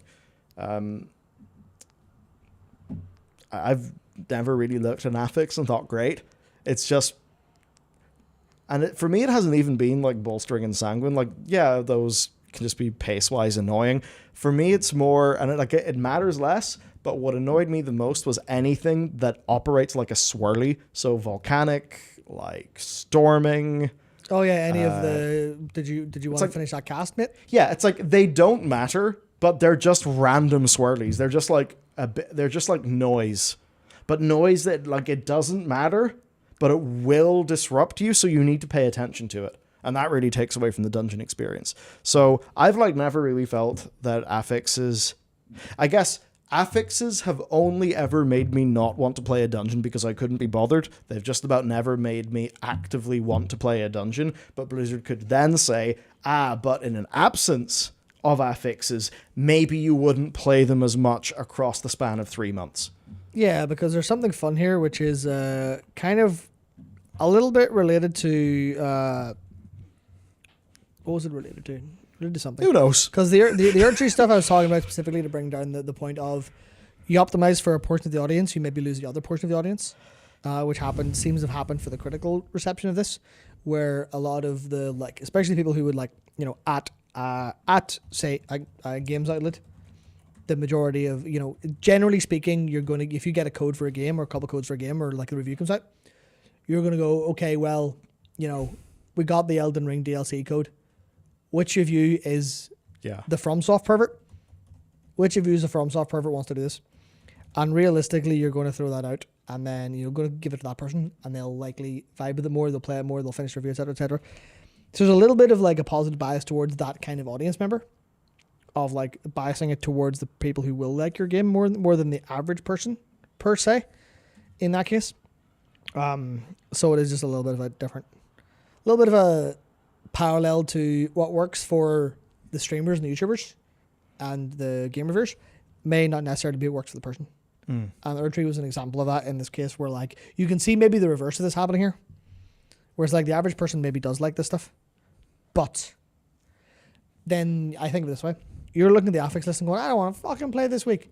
But how much does the average person look at what they're doing? And now this is going to come across as derogatory. No, I know what you mean. It's like, I don't mean it in a derogatory way, even though it's going to come across this way, because I actually think that looking before you cross the road is cowardly behavior. So I think a lot of people. Interesting factoid. I think people. He's still here, so he's made it 31 at least. I have done it a couple of times. Congratulations. It's wonderful. I remember I was so hungover one morning, I forgot to look across the road and I crossed it, and I was just like, that was exhilarating. Oh my god. But that was years ago. It was great. But where was I going with that? Yes, I was saying that how many people just do a dungeon because they're like, I'll do a dungeon. How many people look at the affix list? How many people don't? Realistically, there might be more people just don't look at the affix list and go in. And they're like, oh fuck, that's new. Cool. And whatever they don't think about it. They don't sit and go, I must optimize my my moment-to-moment experience. How does that look? They're weighing up in their mind, do I do a dungeon or do I play a different game or something? But yeah, they just kind of go, fuck, go play some World of Warcraft. Brain goes World of Warcraft, going to go dungeon. The people... They go in, the brain goes, fucking sick. That was... Oh, I got the Typhoon some shits out of that Sanguine. Class. I got the Avenger Shield, the boy who's in the Sanguine. He walked out. Unreal, I feel class. How many people are like that we never talk to? See, the thing is, that sort of player strikes me as the sort of player who, if they want to get World of Warcraft news, they go to like blog.worldofwarcraft.com. Yeah. And there's more of them than there's us. Yeah, but I don't know if that player cares about those mechanics. Yeah, they might just do them and be like, oh, whatever. But it might be like a fully subconscious thing and there was an example there. Rocco says this could be related to delay of gratification, where up to a point, stressful, shitty situation before you win, make the win sweeter. And I think it might just be like that triggering instinctively or subconscious in people. There's like, that was a bit squeaky, but we did it. I suppose It's putting enough salt on the meal to enhance the flavor. Yeah. So the affixes are the salt. Yeah, because I'm very guilty of the same thing, where I know for a fact that I am a type 2 fun enjoyer. There's maybe I'll bring it up for illustration purposes, just so people don't think I'm on some form of crack. Well, you could be. It's sort of impossible to prove remotely. Yeah. So now this is a piece of shit blog, but this is the picture everyone always shows all the time. Let me just confirm that this is going to come up on the television screen at home. There it is. The fun scale. Type 1. Fun that is fun while you're having it. People assume this is all fun. People say fun this. I don't know what that is. I have never experienced type 1 fun in my life. I don't know what that could possibly be. You have, what is fun? I don't know. No, I mean, I'm looking at type 3. It seems very alluring. Yeah, type 2. Not fun in the moment, often miserable, but fun in retrospect. That is what I consider fun. I like when I'm in pain, and then I get to be not in pain. That's fun for me. When I'm like, you were playing archery over the weekend. Yeah, and I'm like, God, that sucked so fucking bad. But it felt good because I faced some adversity. That's where my particular kind of fun is. If something's type 1 fun, I immediately get bored. I'm like, I'm not enjoying this. I am not having fun. I'm not enjoying having fun. And then there's type 3, which I can't really say I'm actually fond of, but I also haven't been in too many type 3 situations. Type 3 is not fun at all, even in retrospect, which is like a shipwreck or being lost in the fucking, freezing winter. That's generally like, you come back from that and it's like you go to a therapist. Yeah, you don't think about that. I just had some type 3 fun. Yeah. Definition of type 3 fun: absolute void of fun. There was no fun. Yes, but it is fun for people in, it's not fun in retrospect, but it is a variant of fun. People are adrenaline junkies and enjoy suffering. I'm definitely a type 2 person for that, where it's like, man, this is my heart is racing and I'm screaming and I'm trying not to throw my controller, and man, that was a really good way to spend my time. But yeah, I feel like there's a lot of this stuff that kind of happens instinctively that people kind of don't really think about, but they kind of understand it very briefly and go, oh right, oh yeah, there's kind of both of these type 1 and type 2 running. And type 2 is often the case for, like, you're playing and the dungeon's harder. But if the dungeon is harder, that might be more fun in a type 2 fun way. You're like, I'm currently, having a very brief panic attack because there's 4 mobs casting and any completed cast will kill me. I suppose. And I don't know Divine Toll, but blinding lights coming up in 3 seconds. Please God, please God, please God, and it works. Now that feels like it hits the definition of fun because it's actionable for you. Yeah. And you have tools. Yeah. Then you get to the problem of the tools arms race of encounter designers versus class designers, but then you also get to the usability side. So that's all fine and dandy if you feel like you can use your tools, you can target your tools where they need to go, like all of those core game usability things. And I think in some of those usability respects, the difference between people with the big weak auras or don't have the big weak auras, etc., that muddies the water. Because you can have a really good design, but it has usability problems. And that then means that it feels bad. Because people aren't actually getting into the problem solving. They're being annoyed that they have to click in a thing. And maybe the way the nameplates overlap is annoying. Or maybe there's just lots of text and numbers and nameplates around the place and they find it hard. Or maybe they're doing a mouse overcast and they're a few pixels off. And skill issue. But also, if that was a super important thing that you had to do in a game to pass a mechanic right, that probably isn't also a game where 5 enemies can literally be standing on top of each other with no collision. So I guess that's where... that was me earlier trying to buff a specific unit in Blue Archive. Like, all 4 of these are in 4 pixels. My finger is not 1 pixel. And then there's also the AI of enemies. So I think that a lot of the affix-based gameplay works better in something like Destiny. Because, if, I don't know, the affix is Roid Rage, and just one of your enemies is big, red, has Roid Rage, and maybe that means its AI is a little bit more aggressive, does more damage, has more health, whatever. that then can change up how that encounter feels. But if that happens in World of Warcraft, what does it mean? Well, it either somebody goes big and red and attacks the tank. That's probably and if you wanted 30% attack damage buff. Yeah, and if you wanted AI to feel any different, then maybe you just make it not, be like one of those threatless dudes. But then nobody will really find that to be that fun. And also our play spaces are not really designed for players to use their movement kits in a very expressive way all the time. So it's one of those challenges. The more that your game is happening as a spreadsheet, I think sometimes if it's a real-time spreadsheet, those things are hard. If it's not, or if it's a pause time spreadsheet, or if it's a turn-based spreadsheet, I think some of those things work a bit better. Real-time spreadsheet, it's way harder. That's why we're going to get the turn-based game resurgence, because everyone's going to understand that designing turn-based games is way more fun and playing them is way more fun. I think designing turn-based games is... I think designing good turn-based games is more... I think it's more straightforward.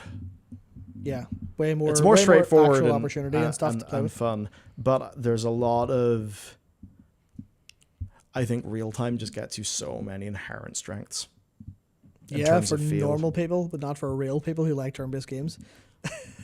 Says character action game enjoyer. Yeah, I was literally playing Devil May Cry 4 or something on the weekend. It was good-ass game. Good-ass game. Except for the fact that it's a Japanese PC port from 7,000 years ago, so it just crashed. Makes me think about the Mass Effect stuff. I don't think... or not Mass Effect, sorry. But, I mean, that was a bit of a slip. The Dragon Age stuff. Where, the new Dragon Age game is Mass Effect Fantasy. And I'm perfectly happy with that. Because, I mean, I don't think, Origins was fun, but it wasn't the best combat system in the universe. And you know why Dragon Age Origins combat system sucked? Because it was real time. Oh, They didn't have the courage to make it turn-based. They were like, a pause combat, so you can just watch it happen. Yeah. But then things, if you're doing turn-based, you end up sort of having to do what a lot of... Well, where so much of it is auto battle unless it's a boss. Not necessarily. You can just make it good. I just find that turn-based, it has to be done in a way that it inherently doesn't bloat your game. Yeah, I mean, that's like anyone who's like...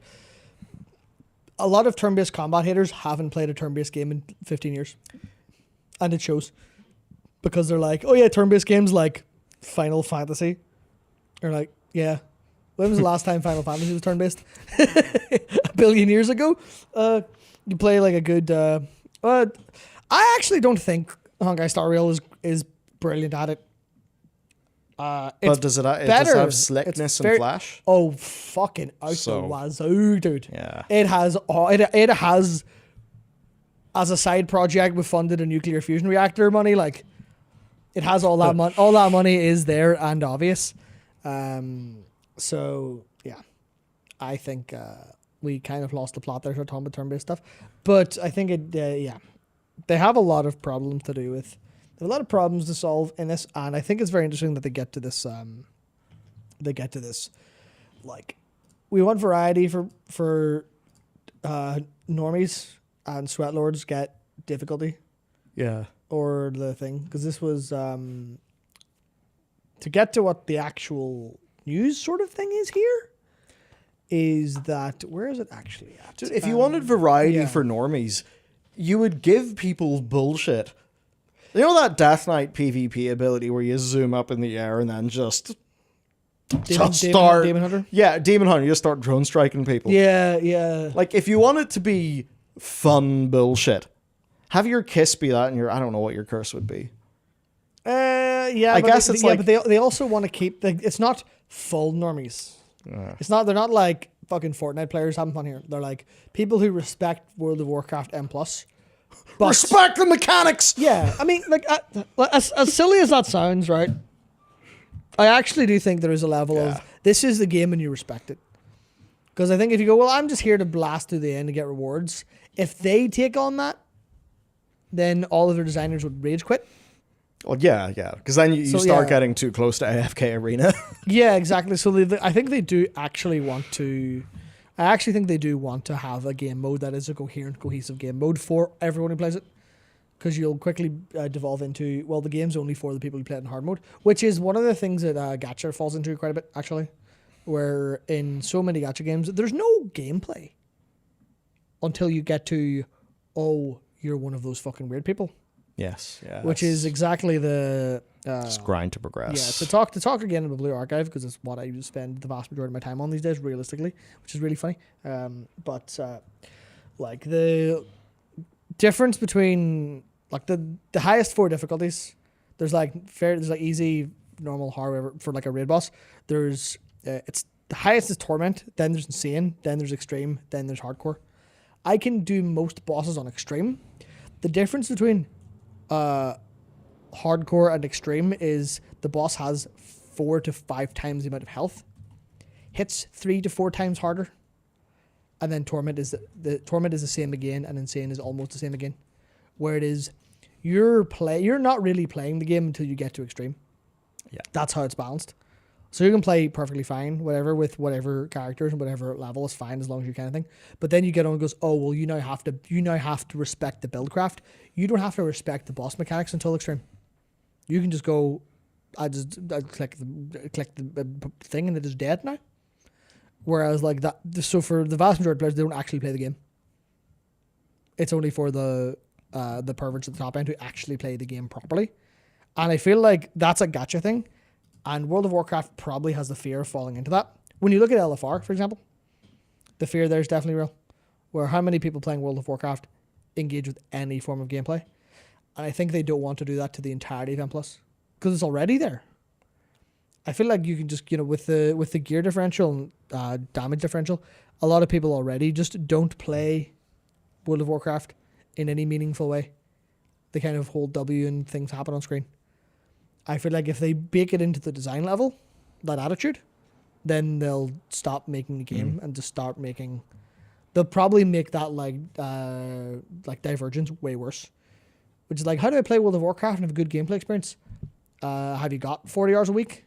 And like the most sweat-resistant underwear on the planet? It's like, no. Too bad. So that's a lot of... self-validating talk about difficulty out of the way.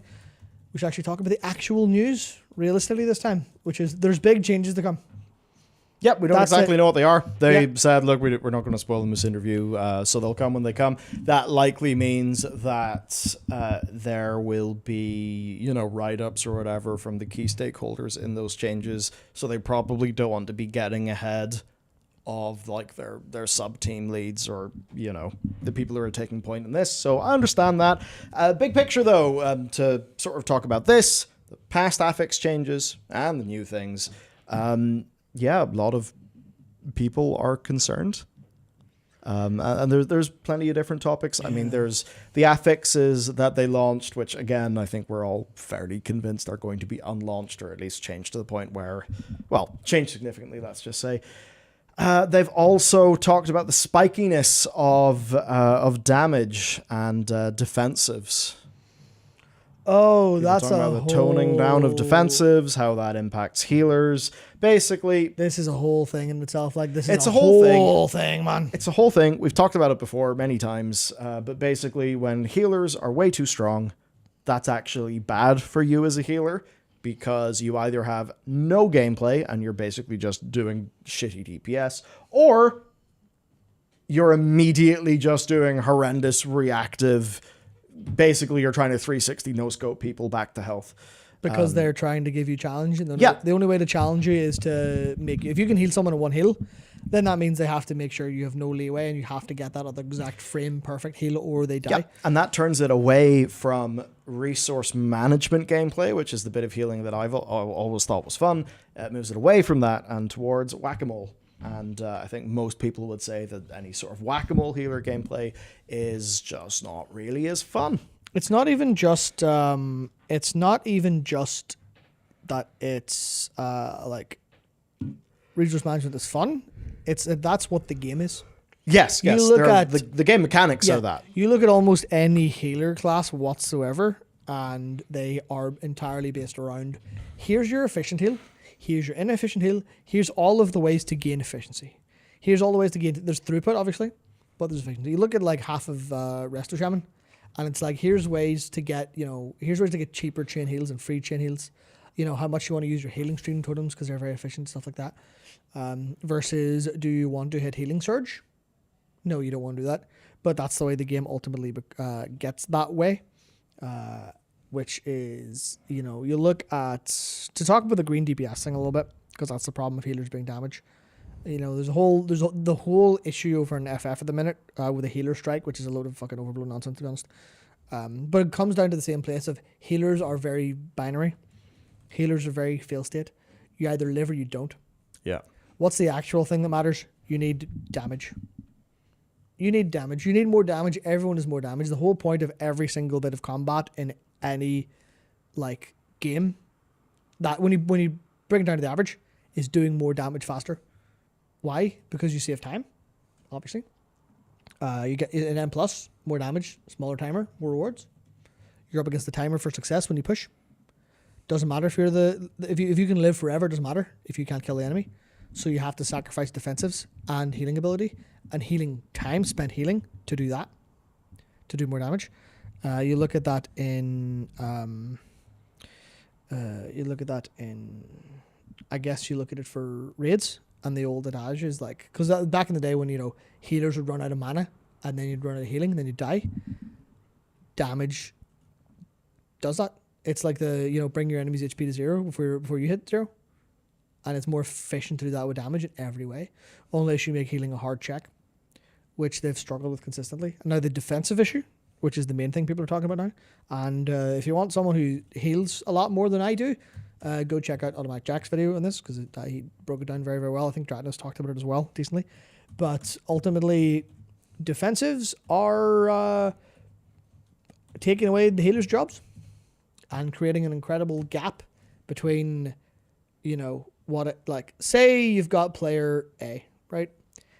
And every time damage comes in, every time threatening damage comes in, they press their 30% defensive every time without fail. Let's say 50% for sake of mathematics. Mm-hmm. How do you kill them? You hit them for 200% of their HP. How do you kill someone who doesn't press their defensive? 100% of their HP. Uh-oh. So say then you don't want to kill them. Say you want to hit them for, you know, say take 10% of that. So it's you're either hitting for someone for 90% or 180%. If you are throwing 180% damage out, someone who doesn't press the defensive is just dead. Doesn't matter, they're dead. Healers can do nothing about it unless they like Guardian Spirit or whatever else, which is not reliable. They're just dead. If you throw 180% damage out, then the good player who will defensive it can have 10% health and live. And that's the difference. That's the insane difference. That's the ultimate like fundamental problem of the defensiveness is literally, it's a healer problem. It's causing healer issues. And the problem then is, well, what do you do to get rid of defensives? No, because then everyone will cry. Because if you take away my bark skin or my survival instincts, I will rage. I will lose some skill expression. Unless you then take away all of the damage and delves and the world, I will also have a shit time there as well. So, fuck's a bit late. It's back a bit of lunch. Clearly can't do that. So they're in a bit of a tough spot for healing. But like fundamentally it is down to player agency. I mean, in a way, would you almost want to just reduce healing by X, reduce damage by a little bit less than X, essentially have it slowed down, and then emphasize efficiency? Yeah, but like you want to do that by like a factor of 10. And also remove all defensives. Or you want to hit people way often. Because I was thinking like, how do you solve this? Defensives are like a time window of less damage. You need to like full on hit people like every 4 seconds. Which did happen in some parts in Shadowlands and DF. It was rot damage was the thing. And then healers were like, I have to heal now. Yay! But then it became overwhelming, and then having to heal all the time became a bit much. Which then bounced up against the problem of damage. It's like, oh, we need healer damage to do this because we're balanced on healer damage. Fuck. Shit. Yep. What do we do? Damn it. It's like, because over in FF, they have the issue with green DPS, where they eventually realized that outside of maybe Savage, and ultimates. For even like when I was even healing some extremes, you're just chilling. You're like, sweet, nice. What am I doing as a healer? I am. If I press a global cooldown heal, I feel like a failure because I have all the off GCDs in the world. So my GCDs is literally, here's your 2 lanes. GCD is damage. Off GCD is not damage. That is it. To optimize your healer play, you basically become a hyper optimized damage dealer with your, like you have your spreadsheet of off GCDs and when you want to use them. You're like, cool. Yeah. Perfect. Wonderful. That's interesting. So that was like, it all boils down to the same philosophical problem of damage being the only thing that actually matters anywhere half the time, and like how that trickles down into all these different fields all over the fucking place, and they're not really going to be able to solve much of it. So we'll have to see what it looks like. I know Jack specifically said that healing feels okay in Orthan. Actually, quite good. Well, that's good. But that's at the start. And there's nothing to suggest that the same thing would happen where it's just, and we're 2 patches in or 1 patch in, and now healers are screaming and crying because they need... what patch was it? Was it 10.1 where they scaled up? It was 10 and 10.1. Yeah, it was both. Yeah, I don't think it was 10.2. I don't know, but yes. What is a green DPS? A green DPS is a healer.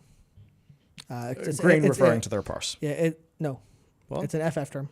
Because what the fuck am I talking about? What you're fucking default streamer brain. brain. So it like blue is tank, red is DPS, and green is healer in FF. So they call the green DPS, which is to say that they're not actually healing because they're supposed to DPS. Yeah, make avoidable damage, reduce player damage dealt for duration. Damage downs. That's something FF does quite a bit, and it would probably help.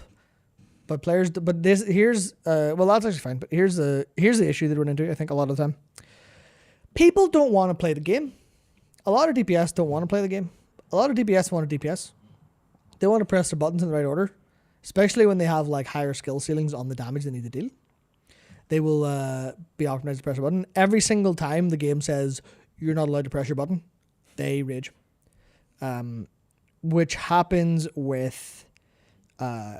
Happens with the hitboxes is what I'm looking for. The hitboxes in FF were a whole big thing where people were like melee are getting so mad at downtime and so mad at like not being able to hit stuff and having to do the positional things like that and it being weird that for a bunch of Endwalker raids they went fucking whiny bastards. Fine. Hitbox is massive. And then everyone was like, this isn't really fun. Damn shit. So in Dawn Trail, what we've seen of raids so far in Dungeons is like, yeah, the boss is small again, his hitbox. So it's not a big red circle, it's half your fucking screen. Which is like one of the things of you make it easier for them and then they don't like it. And the response is, I don't like this. I don't really enjoy this whatsoever. And that's the thing with player agency when it comes to the defensives and players wanting to do damage. DPS literally just want to do damage. Yes. Most of them. And they don't want to rely on a healer. So they want their own defensives. Because if they die and it's the healer's fault, then fuck. That's their agency removed. People literally just want to not have to rely on anyone else. Which is funny for an MMO game. But it's it's very close to like the League effect. And any, what do I call it affecting? Any like LFG effects of dehumanizing other players. They're just in your way. They're holding you back. Which is also a psychology thing, where if you're in a group and you're being carried, you're not going to be like, oh, thank God I'm being carried, it's amazing. You're going to be like, this is it. I'm doing everything. Everything is good. And that's the baseline. In World of Warcraft, being carried becomes the baseline. Yeah. And then having to struggle is lower than baseline. And failing because of someone else is the worst thing you could possibly have happen. Which is why they can't take away player power. And then you're stuck with people just want to hit the DPS. And they don't want any adversity. And if you offer them any adversity, they say, No, thank you. I'm Thanks, full yeah. on. I'm full on adversity from my daily life. I'm okay. I am not here for this. Yes, I do not need to get home and eat more dinner because I've eaten all day long. I've eaten suffering. I don't want any more. Thank you very much. Which is then just how do you do it? You sneak it in. I hope they don't get mad. But you can't take away all of their agents, all of their like agency, like defensives, all that stuff. A lot of this game design's hard. Yeah, it's very. I really like getting into it and thinking about it, like at the fundamental levels. I'm sure there's some solution that's just like make everyone, make everyone take way more damage, and have way bigger health pools, and I would say it's all the time, way more damage it's per damage time. people. Damage people more, but damage them slowly. Yeah. So that healers need to focus about efficiency, but the overall pace isn't crazy. I guess that is almost to say de-escalation. Yeah. What was it? It was disarmament is the word that Ian used that I enjoyed. It's literally an arms race. And they need to unrace it. Unrace it. Yeah. So that's a fun thing. To maybe hop on to other things, there is just UI updates. I don't really think we need to properly go into that. Yeah, there's just like continual iteration and things getting quite nicer. Okay. Mind, I thought this was a different thing. That's a bit rude. That's rude, called our win. That's rude. Giving people hope, no. But yeah, so it's like there's a lot of the like where World of Warcraft often looks like shit and feels like shit because it's a game from 2004. That's so some of those more modern polished touches aren't there. Yeah, so they're focusing a little bit more on those little bits of, oh, that's cool, oh, that's nice. Which for some World of Warcraft players will be like, they've just, you've just been introduced to like clean water and electricity because you're living in the Dark Ages. And to others, they'll be like, I have noticed that. Where's the rest of it? Which is often me. I'm like, oh, look, it looks like a real game. Which are kind of getting towards of all these like nice little things and bits and bobs. And the map, this is, I don't mean to be rude, this is a terrible map and a terrible idea for the map. Care to guess why? Well, I mean, everywhere just looks a bit, bit small, a bit hemmed in. Yeah. And there's verticality that I think is being lost there. At least implied verticality. Yeah. Yeah, that just makes it look like a flat area. Yeah, I don't know what the fuck they were doing with this. Because Halifal, that looks about right. Yeah. You can see that's in Meldar. That's clearly the Priory. Because Meldar's like here. Ring Deeps. What's in the Ring Deeps? What's Ring Deeps? The deep? What's that? Who knows? That's the scrungly lump. It's the fucking... Is that the entrance to the waterworks? I think that's the waterworks. There's nothing else in the Ring Deeps. Go to Ashket. What's the feature? Guess. What's the feature of Ashket? Well, is this just simply not finished? Possibly. It's not like them to put this in the game unfinished. It really is unlike them. I see. Because Ashket, you see where there's like a whole city? It's just not on the map. So you look at this and you're like, is that it? Is this where my $90 is going? Is this where my $90 is going? We've got a big island and one fucking town. Is that it? Is that it? That's basically, it looks really claustrophobic. And then in an expansion where the problem is that it's probably too claustrophobic. Also, where's the fucking crystal? They did not cook with this. Where's the crystal? Why is the crystal not here? It's the coolest fucking thing in the expansion. Put it in your map. No one gives a shit about fucking Priory. Put the big crystal in. That's weird. Big that's crystal weird. orients me in the world. Give me that shit. And the rest is like, what the fuck? Also, Ring of Deep's like, Taxman over here is like, yeah. Could you not have like, I guess just made that go out there a wee bit? Like, to me, that totally looks just unfinished. But yeah, we're getting later in the day. Maybe it is unfinished. But Ashket just being just flat old dirt. Come on, it can't be that, surely. Yeah, the Ashket one mustn't be in there. But like the Isle of Dorn has bits and stuff in it. There's Dar Oztan. There's the Maid Raiders, Ramp, all the stuff. There's there's the Ring and Deeps. Like the Ring and Deeps, well, there's ever loads. The Earthenworks up there. The Waterworks in the middle. The actual place you hang out isn't really there. Like that's the town in the middle. And we see the wee the point of interest map there. There's the wee spot where you hang out with the boys. There's plenty to get on. You just don't see any of it. And we don't have the Ashcat. But Halifal has the Priory and then Merildar. I suppose the Crystal's not there either. But that would be nice. Yeah. That would be nice. So I guess to look at the other things. Yep, you've got your summary. All the stuff look, it's all very normal. Yeah, it's just there. There's nothing insane here. It's just been 3 months of staring at unfinished placeholder art, which is, you show someone something real, and they're like, oh my god. This is them just getting the thing ready. Yep. So, what's next? What's next? I can get home. That's what's next. No, DH been shot in the head. Long last. Double sigils. Yeah. So, you don't get your double misery, or double chains, which means you are over. Only it's single over. Misery. It's defeat. You're defeated.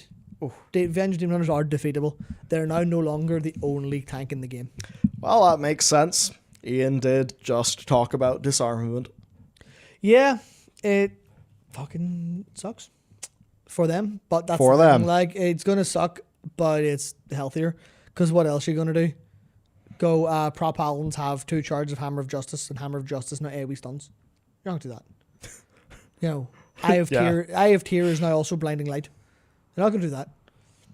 They're not gonna be Prop Warrior Thunderclap stuns. They're not gonna do that. That's not it's still gonna be good. Yeah, obviously. It's just no longer the only tank. Because it's the only being one that because it's the only being one. The only being language. It's the only one that has enough CC to make high-level keys actually playable. That's no longer going to be the problem. Realistically. Yeah. So, de-escalations occurred. Very good. So, that's the thing we're obviously plus magic damage taken scroll as well. Yeah, that's the thing. It's literally, this is good, but it's still not good enough. Because Chaos Brand is still ridiculous. I see Holy Paladins are being deleted from the game.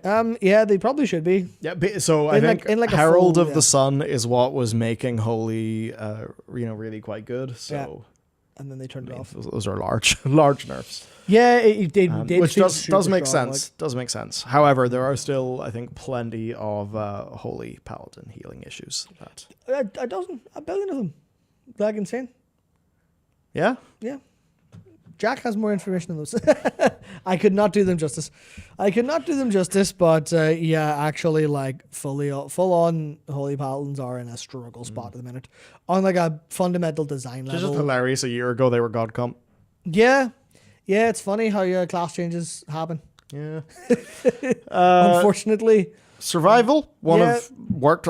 That was kind of like your big fun spec, right? I thought the style changes were fantastic. I very much enjoyed it, and they have since made it better because they've done a couple of different things to change up the resource. Here's 47,000 procs, shithead, use them all, and you scream and cry. They've given Flank and Strike the nice little AoE bit, so you flank and then do some AoE for a bit. Instead of your only AoE being bomb, butchery, carve stuff. Explosive shot and a benefit from tip of the spear, and then the other thing, which was it was Fury of the Eagle.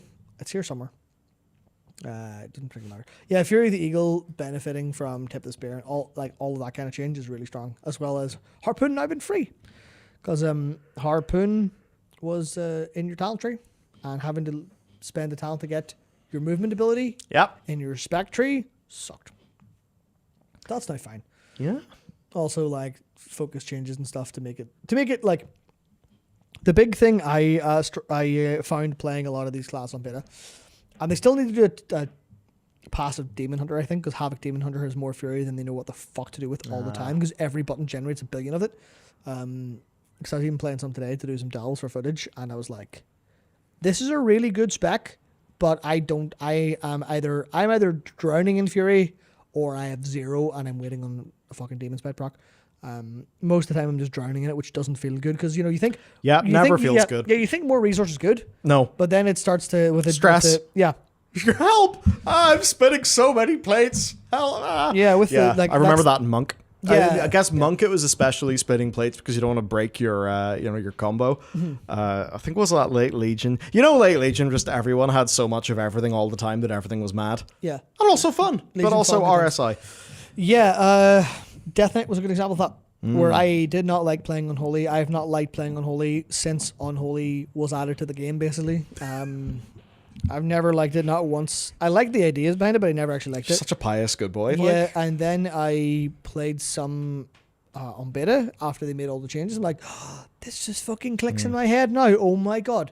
Mostly because they made the resources make sense. So you're not drowning in runic power all the time and screaming about it. You're actually like, here's a big nerf. I just love it with the language, He's drowning, he's screaming, he's having type 3 fun. Everything's the worst. I use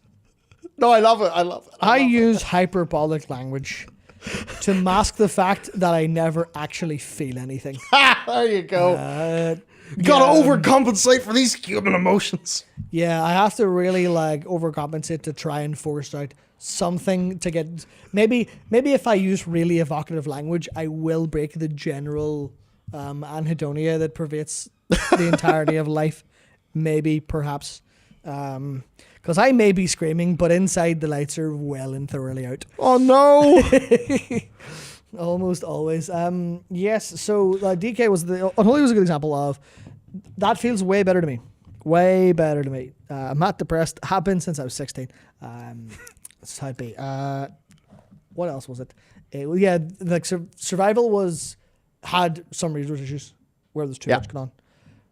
Marksmanship, I did not like ever before. Kind of liked it Legion-ish. And then the resources were wrong for 2 expansions. I mean, the whole precise shots thing. Sorry, 3. During True Shot. You're like, that has been a clear gameplay problem for years. You're like, you've got three expansions of your game being bad. Whoops. Or your spec. Whoopsie. So they changed up the resource stuff, and it feels way more manageable now instead of screaming and crying and shitting the bed and throwing your diaper all the place. All other forms of tantrum, all the sort of tantrumy things a toddler would do, which is mostly for illustrative purposes. I'm not calling marksmanship player hunter toddlers because that's Beastmaster hunters. Everyone knows this. I get the joke. Yeah, indeed. So there is something about playing BM. You're just there. Doing full damage. Moving. Yeah. Just running around in circles, doing whatever you want. Yeah, just... Boss drops a swirly, you just do loops around it for the crack. I can't describe how funny it is to play Delves. Damage forever. Playing Delves as, BM Hunter versus any other caster is the guy singing at his PC versus guys like the speedrunner, smashing the keyboard and sweating. It is that. That is the experience. You could not pay me to play Shadow Priest in a Delve. You couldn't pay me to do that either. No. Holy and Disc are worse. I haven't played beta Shadow Priest. Yeah, Holy and Disc are worse, by the way. I tried some Holy Priest and it actually made me never want to log in again. That's a problem with something like Delves. Yeah. I can imagine them being fun, but not on low mobility, no pet casters. Oh, they just actually... It's like if you're on demo lock, you can do Warlock bullshit. And you've got, you got defensives, that's okay. Mm-hmm. But, as a Shadow Priest, no. But it's the whole thing with casters versus melee. There is something about the, I smash, you move, you smash, damage happens, easy. Yeah, you just hit the buttons and go, you're like, oh no, my sword swing has been interrupted. Yeah, so it's like all those just little bits of UX, frustration aren't there. So, in terms of things then, that's changes. Let me just continue because there's a thing in chat. Why are people always focused on Delves as a solo thing? It's not. You can do it in a group. Very true. This is definitely a blind spot of mine specifically because I hate playing in groups in every time, all capacities. The prospect of having to ask someone to play a game with me makes me want to throw up. because I hate other people and their existences. There we go with the flippin' hyperbole again. Holy shit. Yeah. So for whatever reason, I don't play games with people half as much as I would like to. Mostly because I have the most fucked up sleep schedule of all time. Most of the time, and most people go to bed at reasonable hours. And also, no one I know actually plays World of Warcraft, you included. But that's the delves. I like when it comes to they removed Plunderstorm. Yeah, I know. There's no game left. Yeah, so playing a lot of doing all the delve testing for efficiency's sake, and what else I played them solo. I also think a lot of people will play them solo. Oh, me or too. In a group. Yeah. Like in my head, delves is totally a thing. Yeah, I would do solo because whenever I'm playing during like raiding season. Well, we're doing that with friends during raid time. But there's times you just want to like play the game. Just play the game and actually play the game, and if Delve does that. It's a different story if you have a group of people who have no job or life and play the game all the time. Oh, I'm happy to them. Like the 4 people are sitting in a voice chat waiting for the 5th to show up for. Well, I don't know how that works. That's it's the South Park boys. Yeah. From the episode, like, I mean, basically. Well, they're basically sort of Asmongold, right? Yes. Or at least that's that's the sort of old, like DGen gamer ideal. Yeah. Where that can be hard. It's harder to capture that.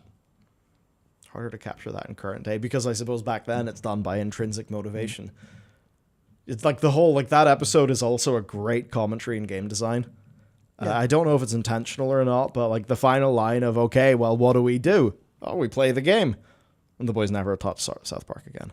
And I don't know if I've used this as an analogy on the stream last week or if it's just been a conversation that I've had IRL. I think it's the latter. But, it's almost like a weird version of the over-justification effect. It's like the external thing of defeating the bad guy of the episode. That's actually why they were playing WoW, and as soon as the bad guy's gone, they don't want to play WoW anymore. They don't care. They're finished, yeah. It's probably the same reason if you're a video game and you show me your credits, but your game isn't over, I'm not playing the rest of your game. Oh, big mistake, yeah. Yeah, it's like your credits have rolled, it is over. Post-credits gameplay should be... no, it shouldn't be banned. That's fine. You're allowed to have a game with an end game. But to me, it's like if you roll credits, credits. My entire life has trained me to go, I'm done now. Yeah, that's why D4 would have been a successful game because obviously, as the internet will tell us, it's a terrible failure and Blizzard's about to be destroyed. Mm-hmm. Not really, but they should have put the credits behind Uber Lilith. Then Matt would have finished Diablo 4, but I'm not joking. I am seriously not joking. It's like, man hates Nier Automata confirmed. Dan, you got me. You got me. You have sniped. You've sniped well. Well, that's why they show you the credits, but also make it extremely clear that they aren't the credits. And then they show you the real credits, and you're left sitting in your chair at 4 a.m, bawling your eyes out going, that's the greatest credit sequence I've ever played in my entire life. Jesus Christ. How do you ever top that? Oh my God. But realistically, if you make a game and it's like that last boss is the fuck you Giga Turbo boss, that's going to have me play more likely to have me play than hitting the end. If you put World of Warcraft's story finale behind a heroic raid and behind getting KSM, I'd fucking do it. To be fair, I actually do that like every patch anyway. But I would be jamming that shit right in. I'd be going fucking straight to the end there. But if you go, here's the end of the story, you can fucking do whatever you want. I'm like, what I want to do is close your game now. Thank you. But that's neither here nor there, realistically. That's neither here nor there. I don't even know how we got to talk about this. And in summary, that was irrelevant. Oh, yeah. See, it doesn't need to be Friday for us to be fucking ridiculous. But hey, the bit that matters is Wildfire Infusion now makes kill command reduce the cooldown of Wildfire Bomb by 1 second, was 2 seconds. Game changer, 50% nerf. Hunters are dead. Grenade Juggler now causes Wildfire Bomb to have a 25% chance to also fire an explosive shot at your target, was 25% chance to reset the cooldown explosive shot. They're learning that smashing your buttons sometimes doesn't feel great. Yeah.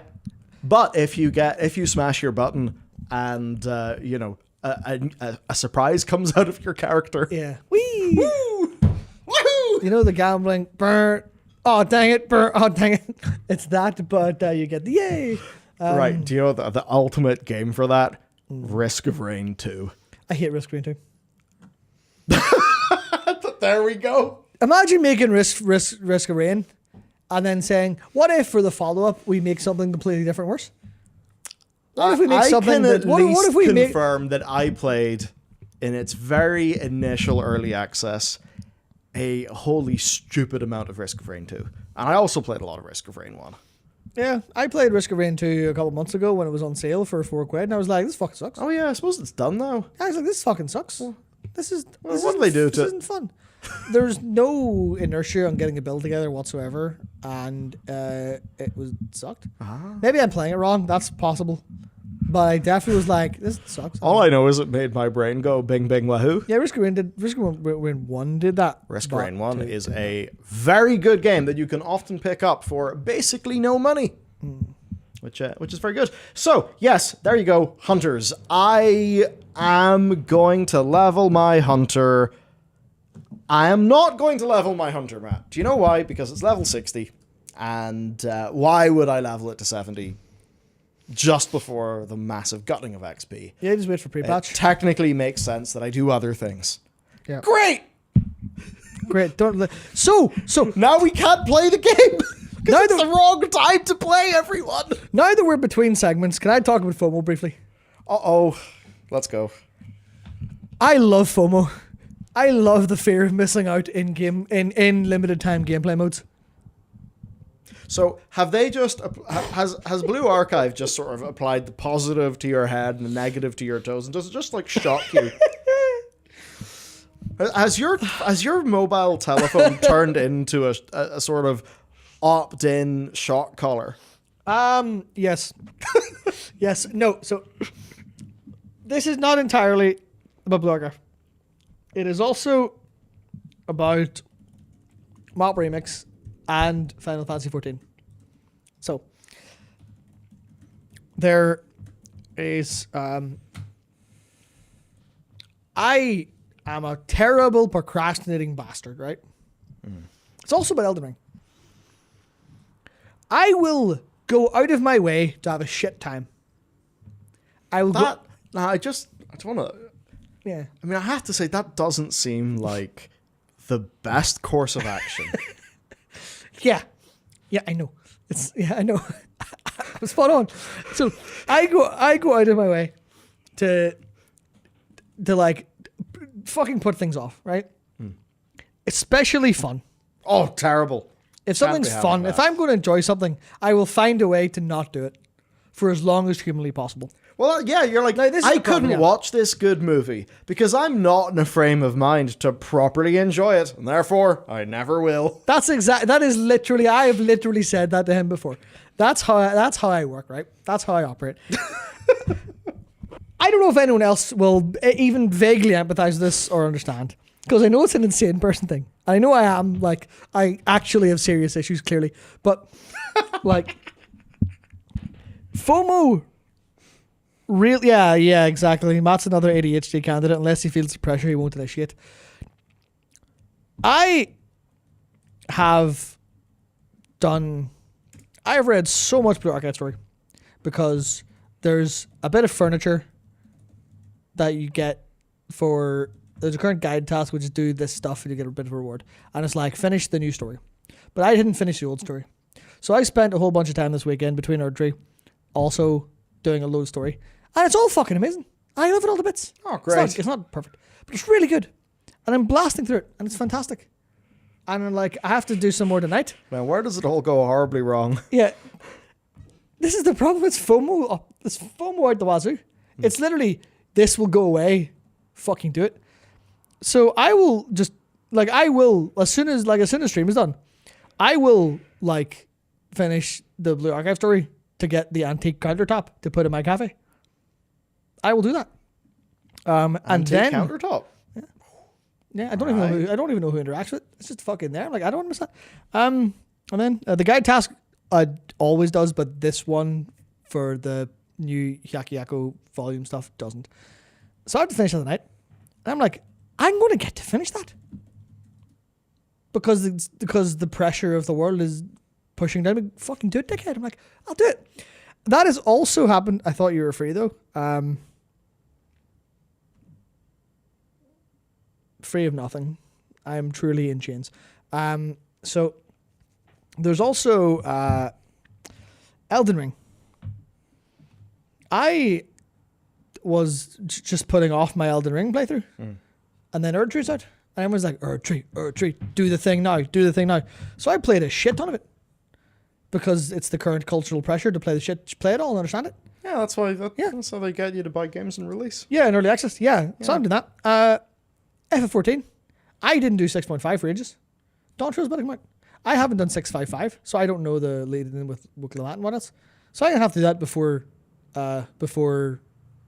maintenance starts. I see that's 2 days. And now it's great because so now I don't have to take upon myself the incredible burden of having fun. they've removed your freedom of working out what would be fun, and instead they've just given you the fun. Yeah, they have stolen my agency, and now I get to have fun.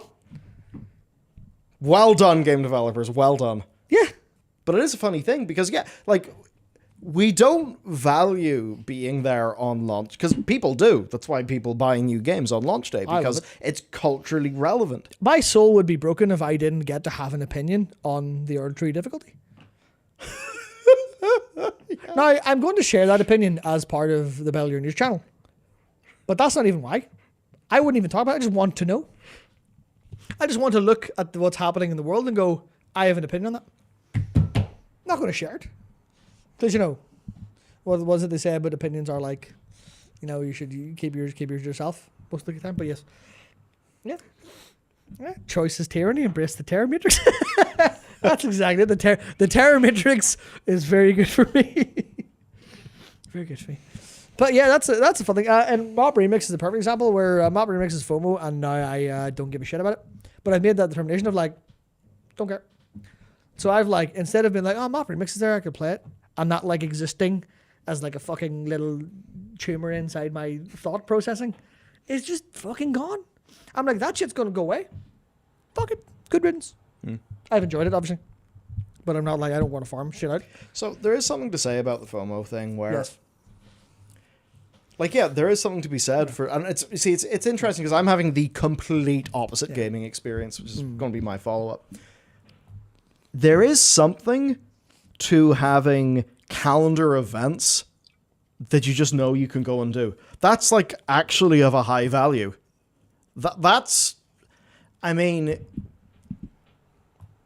why the ticket, it's literally not why the ticket price is higher at the start, but it is the reason why you'll pay for it. And some of that is, play the things as they come out. Sure, people are talking about it, there's buzz, and I know that I can set aside this block of time at this particular, whenever, and just go and do it. I'm currently playing Alien Isolation. Completely random segue. It was after playing Still Wakes the Deep, which was really fun. I now want I want creepy survival horror with a little bit more sort of mechanical teeth. I really enjoyed Still Wakes the Deep though. Very, very good experience. They properly talk like they are from Scotland, and that's a good thing.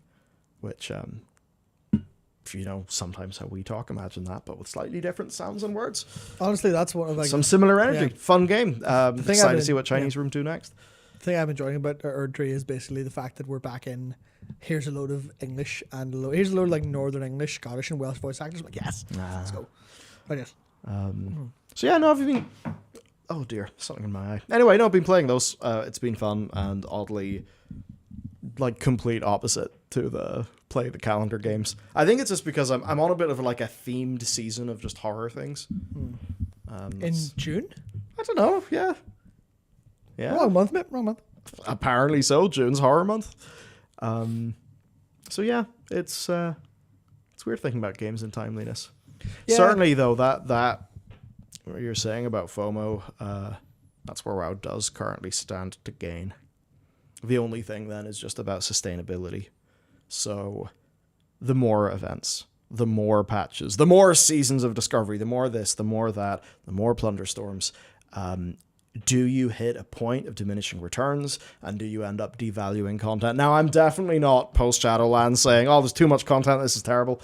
But there's a lot of, there's plenty of discussion in the industry about like how we sort of keep these things being sustainable. There's been, interesting talk with League of Legends where they realized we're not getting new players. That like, no. All of the girls and little simps are playing Valorant. They're not playing League anymore. What do we do? And apparently, Vampire Survivor Summer Mode is what you do. But, if they'll do that, it'll juice up their numbers. How much of it will stay? Who really knows? It's seeming that timeliness, and yes, FOMO will be a part of that is one of the few ways to cut through. And I guess it's like just randomly playing Alien Isolation because I've been enjoying survival horror games. It's like there's an odd amount of agency, but not agency. Because there is agency in like, I'm choosing a game not because it's being marketed at me, but there's also a acceptable amount of no agency, which then means low friction, because as a bit of a theme, I'm doing survival horror things. Yeah. It sort of makes the playing decision a little bit easier because your to name drop a dead company, your possibility space has somewhat decreased. And I guess what all of this is just going to be, it's like, video games are like a Google Calendar that you've subscribed to. And that's what a lot of in some cases, literally, the Open Critic Release Calendar is on my calendar. Really? Yeah. I just see when video games wow. See, that's like both really cool and depressing. It's really cool because I'm like, all of these video games. I don't want to see that. This is incredible, and I don't have time for any of them, and I want to die. Yeah, dude, that would make me feel horrible. I'd be so keenly... I haven't even played the Beaver City Builder, and I love beavers. I may or may not have custom built a Torment Nexus around my own life. You really may have done that. Congratulations. Yeah, I wanted to say, just full disclaimer, because just to make it completely clear, I think FOMO is, at its core, definitely specifically used to psychologically manipulate people. If you have a lack of intrinsic value, then you can start to dip into spooky dark patterns. Yeah. Just don't do it as much as Adobe does, because maybe Uncle Sam will get angry at you. Yes, I think it's in most cases it's used as a way. I think removing someone's agency is a bad thing. I think there are cultural reasons that you can do that. I think like gacha events are perfectly fine because it's like replaces itself repeatedly and then it eventually cycles back in and stuff. I think that's usually fine. It's more or less, I did want to think about it in the terms of, because it's big for World of Warcraft, especially as like we get all these things happening. I think it comes down to it does actually probably help a lot of people because we are very good, especially like you're here watching us, which means you're super engaged in maybe not gaming as a whole, but you're super engaged in World of Warcraft to the point where you're listening to us specifically in the like, a little bit of self-selection for the type of audience who thinks about this stuff and talks about stuff, things. We can very easily look at it very morally and from our standard and go, here's all the reasons it's bad and be, as far as objectively correct in terms of, dark patterns can be, yes. But also like there's probably a huge amount of people who kind of don't really think about it and it just kind of works for them and they just go, oh, that's ending soon. Oh, cool, I'll play it. And that's like probably a net positive-ish for them specifically, as long as it doesn't cause problems in their life because they're putting other things off, which is where it gets complicated, yes. And then eventually that gets more deeply ingrained into fan culture because you've basically been like, I don't know what to do in my free time or what my identity is, so I'm going to subscribe to like these 5 Google calendars of life. And, now suddenly I haven't enjoyed a single piece of Star Wars media in 10 years, yet for some reason I watch all of them and I'm angry. Yeah, so here's a good example. Okay, no, I liked Andor. I liked Andor. But I'm a good example of, like, I don't enjoy really any of this anymore. Unsubscribe. I don't think about it at all. I mean, I just talked about it, so I sort of did. Yeah. But you get my point, right? I think a good example is probably The Boys. Oh. Why on God's good earth did I decide to dedicate 4 hours to watching The Boys yesterday? Because it was, of the things that you thought would be positive, that you could realistically do, it was the easiest to do. No? Possibly Or some is of that it because an you easy know watch. there's discourse and you're like, I'm going to get armed with... It's not for the discourse. Yeah, not to partake in it. And not, like, I don't really give a shit from that angle. It's more, this is a thing that's currently happening and I kind of want to be in some form invested. You know what I probably should have done? And would probably bring me the most net positive. Watch something I want to watch because I would like it. Well, The Boys season 4 is perfectly fine. You could finish Shogun. I could finish Shogun. I could finish, well, no, Dark Matter? Because one more episode, I could watch Girls Band Cry more because that's very good.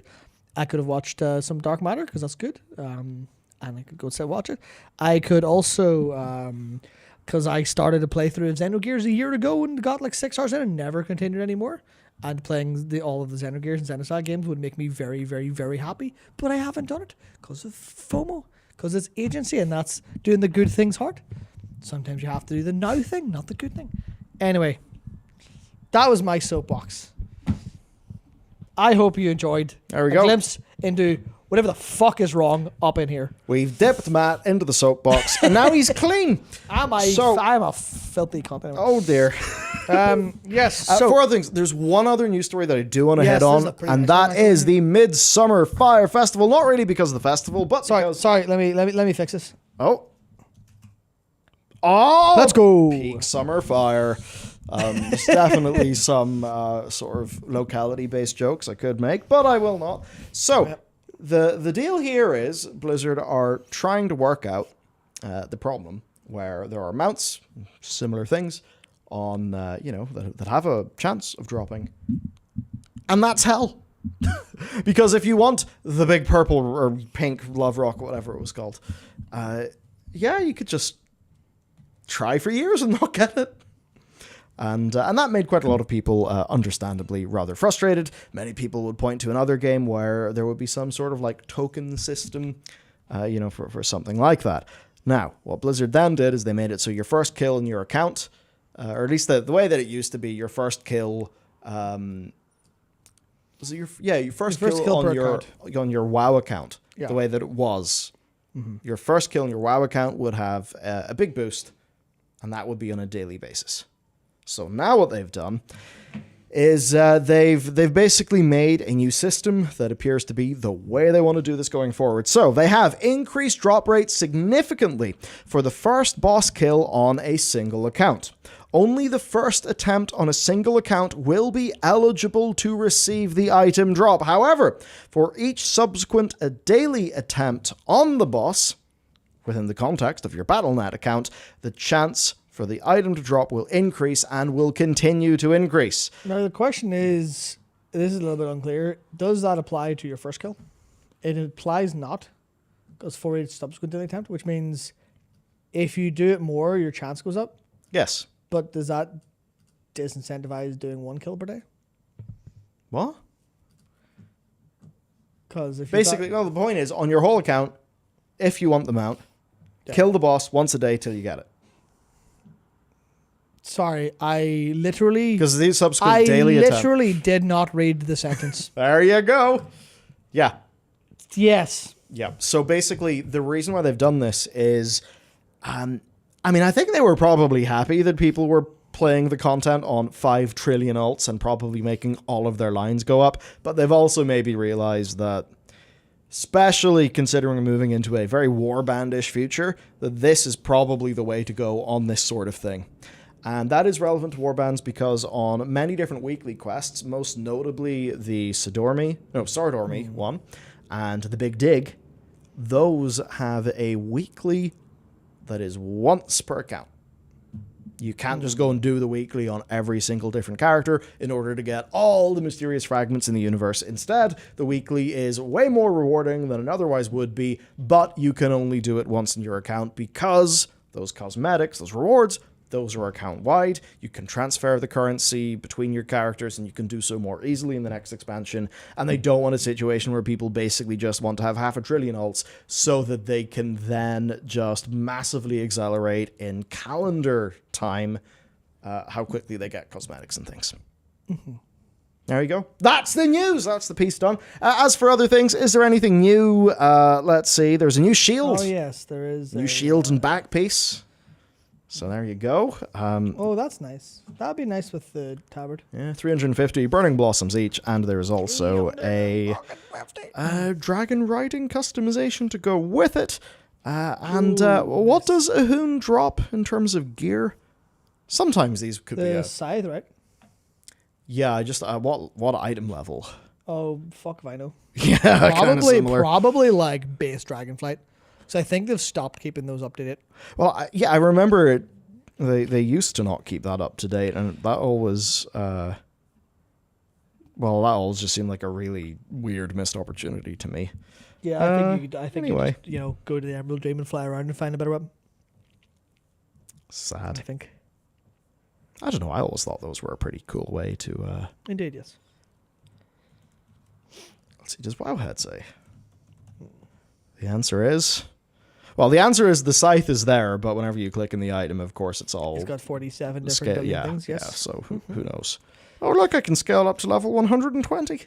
Very good. Wow, that's giganto.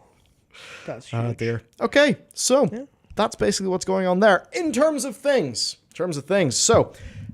because of our new Monday... I was about to say Monday time slot as if, like, the network gave us... No, we're the network. I am the news! So, our new Monday time slot does mean that we have more concrete knowledge of what our upload schedule is going to be. So, if you want to dive into the potentially spoilery lore, but some fun speculation about where we may be going next, check out today's video. Tomorrow, we will be talking about the new UI enhancements of this expansion. The day after that, Delves, the big video. I don't know if it's not going to be humongous, but, I think it's a big video because... they're actually good, and after years and years and years of additional features that ended up not being good, Warfronts, Island Expeditions, Torghast, my beloved Horrific Visions, of course. Torghast, look, hey, there's lots of potential, but, Schlieffen plans don't work in the real world. So, that's the next few days. Ideally on Thursday, we'll have a big chunky Lyria video. That being said, we do want to hit some more just like directly gameplay shit you can go and do topics. So we've kind of split up and are searching for clues on that. So that is the crack. Tomorrow, assuming no strange manifestations hit the world, you may get to see what Matt thinks about the Erd Tree and the difficulty of the Erd Tree. Is it hard to chop down? What's the Erd Tree like? Well, it's really funny because it's called Shadow of the Erd Tree, and that's because you go to the Shadow Realm and see the Skadu Tree, which is just Shadow Tree, which is the shadow of the Erd Tree, not the actual Erd Tree. So calling the Erd Tree, calling it like Erd Tree doesn't make sense. Got too calling much brain rot. Just Shadow doesn't make sense. Oh, I just said brain rot. Yeah, so it's a bit weird. But the difficulty is fuck you. Would you like to engage with our in-game systems, please? Would you like to play the RPG experience? Would you like to fight Sekiro bosses, but without a parry on L1? Yeah? That sounds great. I love it. I love it so much. I don't think I would. It's fucking exceptional. It is excellent. It is fully for perverts, though. Yeah, I feel like if I was going to fight a Sekiro boss, I probably would want to parry. Yeah, it is. It is That definitely being said, like... in Sekiro, having a parry didn't always do me much good. Yeah, so it's not quite that bad, but Relana, the Twin Moon Knight, there is a series of tweets going around such things as "You're not immune to Hot Lady Knight." That is correct. Some of the boss fights are some of the most sick shit I've seen in a game in my life. As soon as I saw Rolana, I was full soy jacking. Like, I was full pog face. I was making sounds. I was like, this is fucking incredible. I was on voice chat with someone. And I was like, this is the greatest thing I've ever seen in my life. I am having so much fun. This is perfect. And then she beat the ever-loving shit out of me for so long. And I was like, this is the best experience I've ever had in my life. Hyperbole, by the way. But I really, really, really, really liked it. Really liked it. And then I fought another boss, Mesmer and his 18 inches. A joke about the joke, you know, the 19 inches of Venom joke because there's a Venom statue with something. And then they redid that joke, but for Mesmer because there's a statue of him with a collector's edition. And Mesmer is a fucking Sekiro boss. But they've really, you know, the way you'd fight Margit and he would float in the air for like 4 seconds, waiting for you to roll and then kill you for rolling. Imagine that, but not as obvious or ass. It's like full on, you're playing a rhythm game, but it's all insane polyrhythms. Oh my. You're playing a rhythm game, but there's no rhythm whatsoever. You're constantly waiting beats and half beats and quarter beats and eight beats before rolling. You are going like, instead of a boss being, you know, swing, swing, swing, it's swing, swing, swing, swing, swing, swing. And you're trying to roll through that. And also, instead of going swing, swing, swing, swing, swing, they go swing, swing, swing, swing, swing, swing, swing. And it's all and it like... totally does. This just looks like you've lost your marbles. Yes. So you are... any fighting game players might understand it, is in every boss just has shit tons of rekkas. Oh, hell. Where they're just like, here's this attack string for a boss in a Souls game is usually like 3 attacks. And they usually do all 3 attacks. And you learn to dodge the 3 attacks, and you're like, I'm fucking gaming. Right, yeah, you dodge the entire pattern. Yeah, this time it is, what if we had a fucking combo customizer? What if we had Build-A-Burger of combos? What if we had the Burger King have it your way of combos, where instead of a single string that's like 6 hits, what if we have like 4, what if we have different bits? So no. Is it like a tree graph? Yeah. Oh, no! So Mesmer has a thing. Oh, no! Yeah. So Mesmer has like an attack. And it's a little like, he throws a little bit of fire from his hand. And it's very quick. And you have to dodge for quick. Then he will either stab you or do like a fire swirl. But those have different timings to dodge. If he stabs you, he can either fire swirl or stab you twice again, which have different timings again. Then after he does all 3 stabs, if he decides to go down that route, then he'll do his fire swirl, which is Ender. How many frames of... how many frames do you have between, you know, he's finished one thing and is about to move on to the next, which I suppose may be one of however many? I don't know how many frames. You probably have close to somewhere between half a second and a second. It's very... Impatience will kill you. Spam rolling will kill you. Spam attacking will kill you. Spam blocking will kill you. Well, Bob block's fine. And what won't kill you is being calm and comfortable. Yes. And that is probably the inherent challenge of that design. It is, because you always want to roll because you're afraid. But it's like that where you're like, okay, you do your first thing, right? It's basically 3D geometry dash. Yeah. So he does his first thing, and then you go, which is coming? And you watch, and you know, based on how he moves, it's the stab. So you dodge. Then you go, okay. Sometimes you have room to get one swing in. Sometimes you don't. You go, okay. I am not guaranteed this. Am I safe? And the answer is fucking no. Then it's like, okay, well, he does a stab again. Sweet, okay. Will I dodge? Yeah, dodge that. Sweet. Another stab? Yes, of course, because there's always 2 stabs after that. So it's 2 and 3 stabs come. Then it's a firewall. Dodge a firewall. Is he doing the follow-up to the fucking firewall, or can I hit him? Don't know. Okay, figured out. Said, get 1 hit in for approximately 1% of his health. And then he does it. Then it starts again. No, that's nasty. Then it starts again. That's nasty. Or he does one of his other strings that changes all over the place. No, that's nasty. No, no. Or he does the grab, and his grab is fire hand up behind him, runs over to you, grabs you. But he doesn't run over you and grab you. It's like a proper, like, because if someone's like... I'm going to do Farak the Blazing on LFR difficulty. Yeah. So if someone dives at you with a grab, right, you expect it to be a dive and a grab. Yeah. For him, it's always a dive with grab. you have to respect the fact that your brain is telling you, your brain is screaming at you because of physics and other video games you've played, that this grab will be a sweep. It is a sweep pause grab. So you always get grabbed. Everyone does this. It's just fuck you. It's just were your instincts to dodge? Fuck your instincts. We are fighting you. It is the most respect our boss mechanics or go fuck yourself I've ever played. And that is, you see, that's where, well, that's the bit where it is interesting to me, because it's then, I mean, it always depends what's more important in your design pillar. Is it player expression? This is a case of player submission. This is a case of player expression. Would you like to play defensively and eat some of these hits? Yeah. Hold your shield up and guard counter and go for push breaks? Or do you want to play like you think you should play, which is have 2 bleed katanas and roll through everything? I could not have the patience to play with a slow weapon and roll through everything and be perfect. I could maybe do it now that I'm like 20 hours in, or like 12, 16 hours into the DLC, and I've kind of learned a lot more. But most of the way through, I've been playing. I picked up a shield at some point and went, I'm fucking using this. I'm tired of dying. I'm using this.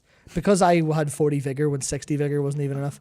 Because I thought I was, you know, I'm a true gamer. Fucking king swinging dicking about here, like. Yeah. But no, I showed up and I got humbled. I was like, I will play your game, Miyazaki. I will engage with your RPG mechanics. I will not put all of my stuff into faith and swing a coded sword. I will have a balanced build, and I will play this RPG video game like an RPG video game, where I will consider using the Bolt Drake talisman to stop dying to the fucking lightning boss after one hit.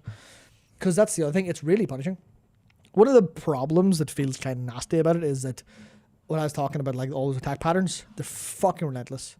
Like, you have to know when you can get a hit in, because if you don't know when you get a hit in and you're playing conservatively, a boss fight's fucking 10 minutes, because they just give you no openings. But they're going for the grandeur of your victory. I have to imagine with their music and with the visuals they're able to pull off. This game, this makes Elden Ring look and sound bad. It's fucking beautiful. Everything's beautiful. I should play Elden Ring. It's extremely good. It's actually sitting on the Xbox. Yeah. So wrong platform, but yes, it's extremely good. Yeah. It is extremely good. I fucking love it to pieces, and Erdtree is an unbelievable success. Outside of the fact that they probably didn't expect people to not play the game for 2 years, pick it up, and think they would be the no hit running it. Like, people will be able to no hit run it. It's possible. Oh, it's insane. It's just going to be very, very, very, very challenging. It also, like, bosses hit super hard. Bosses hit really fucking hard. Like, they really incentivize you to go get your Skydo Tree blessings. Which is, hit the boss, I'm struggling, go to another area. Oh, I hit the boss, I'm struggling, go to another area. Which is how people played Elden Ring. But it wasn't as obvious because it was more open. And people more naturally did that because they would hit a wall and go, well, I can just walk over here. But in this place, it's a little bit more delineated a little bit, which is funny.